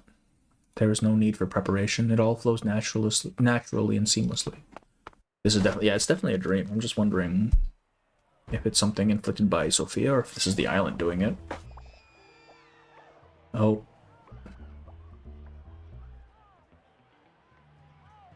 London needs imaginative art parties. It needs street fairs for everyone to get their voice heard. It's like those moments when you conjure up your past events and make an alternate one. Yeah. Where you're like, how could I have done things differently or something? London is utopian. That's a very strong word to use there. I wouldn't call it that. Have fun. By then, our philosophy will hit the headlines of all newspapers and become a new title trend. Everyone will get to know and fall in love. Countless dream bubbles float in the air, reflecting rainbow colors under the sunlight. Dreamlike visions bloom within them. Everyone will see that world. No violence, no hatred. He is lost in his own fervor, a flamboyant artist and a narrow-minded egotist. The culprit who caused utter chaos with his reflective bubbles. Until a car speeds up to him. Beep beep. Beep beep, motherfucker. The brakes screech, but it's too late. Is this Regulus? This is Regulus, right? The artist's frail body slung high into the air, crashing down hard. Bro, what the fuck? Man just got, like, absolutely bodied by a car. What the hell? It's like this one. Okay, yeah. Ah, the panicked scream echoes off the cavern walls. He sits up abruptly, wiping the cold sweat from his forehead with trembling hands. Oh, was it just a regular dream then? It was just a dream. Just a regular dream, okay. I even came up with a newspaper headline. The greatness of art. Is Regulus old enough to drive a car? I don't know what the age for driving was back then. She would be now. But also she hit diggers with a car in Brimmet Cup, so who knows. I have a friend from England, he would have an argument with Digger's statement. Yeah, she's old enough to man a ship. Exactly, she drives it. Ships, cars are just ships of this land, man, come on.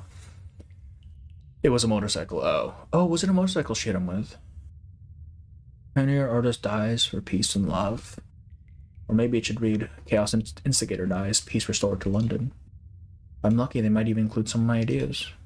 See, he recognizes, he's self-aware at the very least. Sometimes he conveys the famous, all they have to do is speak, and their thoughts are spread far and wide by their followers. Scooter, if motorcycle is hazard died, yeah. Only drove a scooter. I mean, I don't remember makeup, I'll be honest with you. He gets up, almost falling over, tripping over the fabric. The islander's robes. I guess I should put this on and get out of here. Leave this island, leave Manus Vindictae, leave all their organizations and hierarchies, and continue my art. But he knows about the storm now. Like, if he leaves, he dies. He dons the white robe. 200cc motorcycles are deadly. I mean, you get hit by a moving, like, massive metal of any weight, that's probably gonna fuck you up a little bit. The scooter is in... Oh, right, I forgot about that. Regulus has a moped with a lot of shiny mirrors. Someone's young Regulus has a scooter for my two. Okay, yeah. I remember it right now. I haven't used Regulus in a while either. The escape from the cave is surprisingly straightforward. All the critical checkpoints are unguarded. Where is everyone? What time is this right now? What are we at? Are they all in another maths class? The place hasn't been bombed to shit yet. Aren't you leaving? Diggers takes a deep breath. My friend. Just imagine. We bathe in the light of Apollo star, following a fixed rhythm, balancing the excess of our souls. His acting skills have slightly improved. So could you point me in the direction of the ferry? I want to go to the real world to find those fragments. I don't quite understand what you're saying, but if you want to leave, you can come with us. Hey! Wonderful, you must be a very generous number. The believer gives him a strange look. Are we still dreaming? We're not numbers. Those gathered here are either fractions or those who haven't yet discovered their soul number. Oh. No, that's why we're leaving this place, where only integers can live with full rights.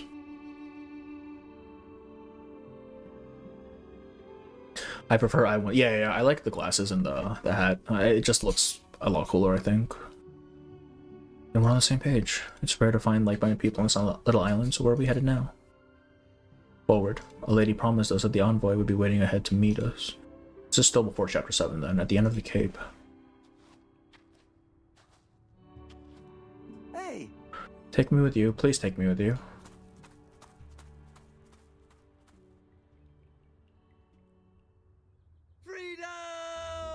I believe that art isn't dead yet. Oh, they even took off his Manus outfit for his sprite.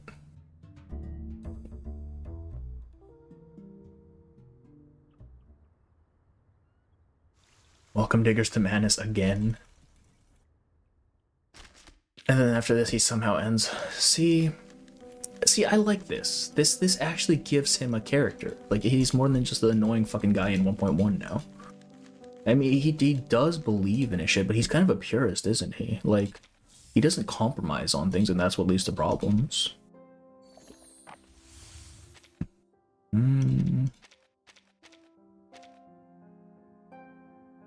Lady might be Arcana, that's what I'm thinking. Either these fractions are going with Arcana, which means he's still gonna end up in Manus again. Like, it's just, There's no one here. On the island, yeah. Maybe not. Like, it's just, I think, his whole character arc of him constantly trying to do something and failing and just keeps, like, you know, grinding at it and hoping eventually it works. He's kind of just stuck doing the same thing over and over again. 210 party and diggers is in our suitcases, and he... Yeah. I don't know if this is far enough into it to be the 210 party just yet. Right, because by that point the island's been getting like the shit bombed out of it, which I'm assuming he would have taken note of if he had noticed that. But I don't know. He doesn't want to cause harm. Yeah, exactly. He's very much... He was recruited under false pretenses, let's say that much. Embrace rather than resist. But no, yeah, I enjoy that quite a lot. Like, I like the fact that they actually gave Diggers a character beyond just being the, obnoxious hippie. He slept through all that. Oh, that's true, this could be post-storm. Like after the storm when everything's been repaired. That would, yeah, so instead of reaching... So yeah, then they're not going with Manus then, the fractions, they're probably going with Vertin. Recruiting people to the Foundation, yeah. He actually just went in a coma for like the next however many days it took for that whole storm thing to resolve. Right? Because I believe it's like, it wasn't a day after, right? Because that started after Vienna. preserve this memory in our dreams. Alright. I don't want to farm this right now, I'll be honest with you. 5:30. I hate rainy days. I think I'm gonna call it for the night on this one, just because we went through 2 stories, which I'm actually really happy about. Still need to do Utu though. I have work in a couple hours. I want to take a nap before that, but I'm feeling good, so it shouldn't be too bad today. Like, I woke up at 2 in the morning, which not great for scheduling or anything, but it is what it is. You know, Joe humbled the messed up looking critter after round 1 pretty hardly. Wait, which messed up looking critter are we talking about? I'm trying to remember. Because the only time I remember Joe fighting is when Kimberly fucking skewers him on his sword. Have you bought the rewards from... Oh, wait, that's a good call. Mains bulletin. Did I buy the reward? No, I think I did. Yeah, I did. Most of them. This is sold out. I have 540. I can't buy shit. Should I just be saving up for gluttony? Is that the strat here? Utu is easy this time around. I'm probably gonna stream Utu another night. I would like to take a nap before I have to go to work. So, and it's almost 6 o'clock in the morning, so I'll have about 3.5 hours for that. I should be saving for gluttonies, right? Like, this will carry over to the next one, right?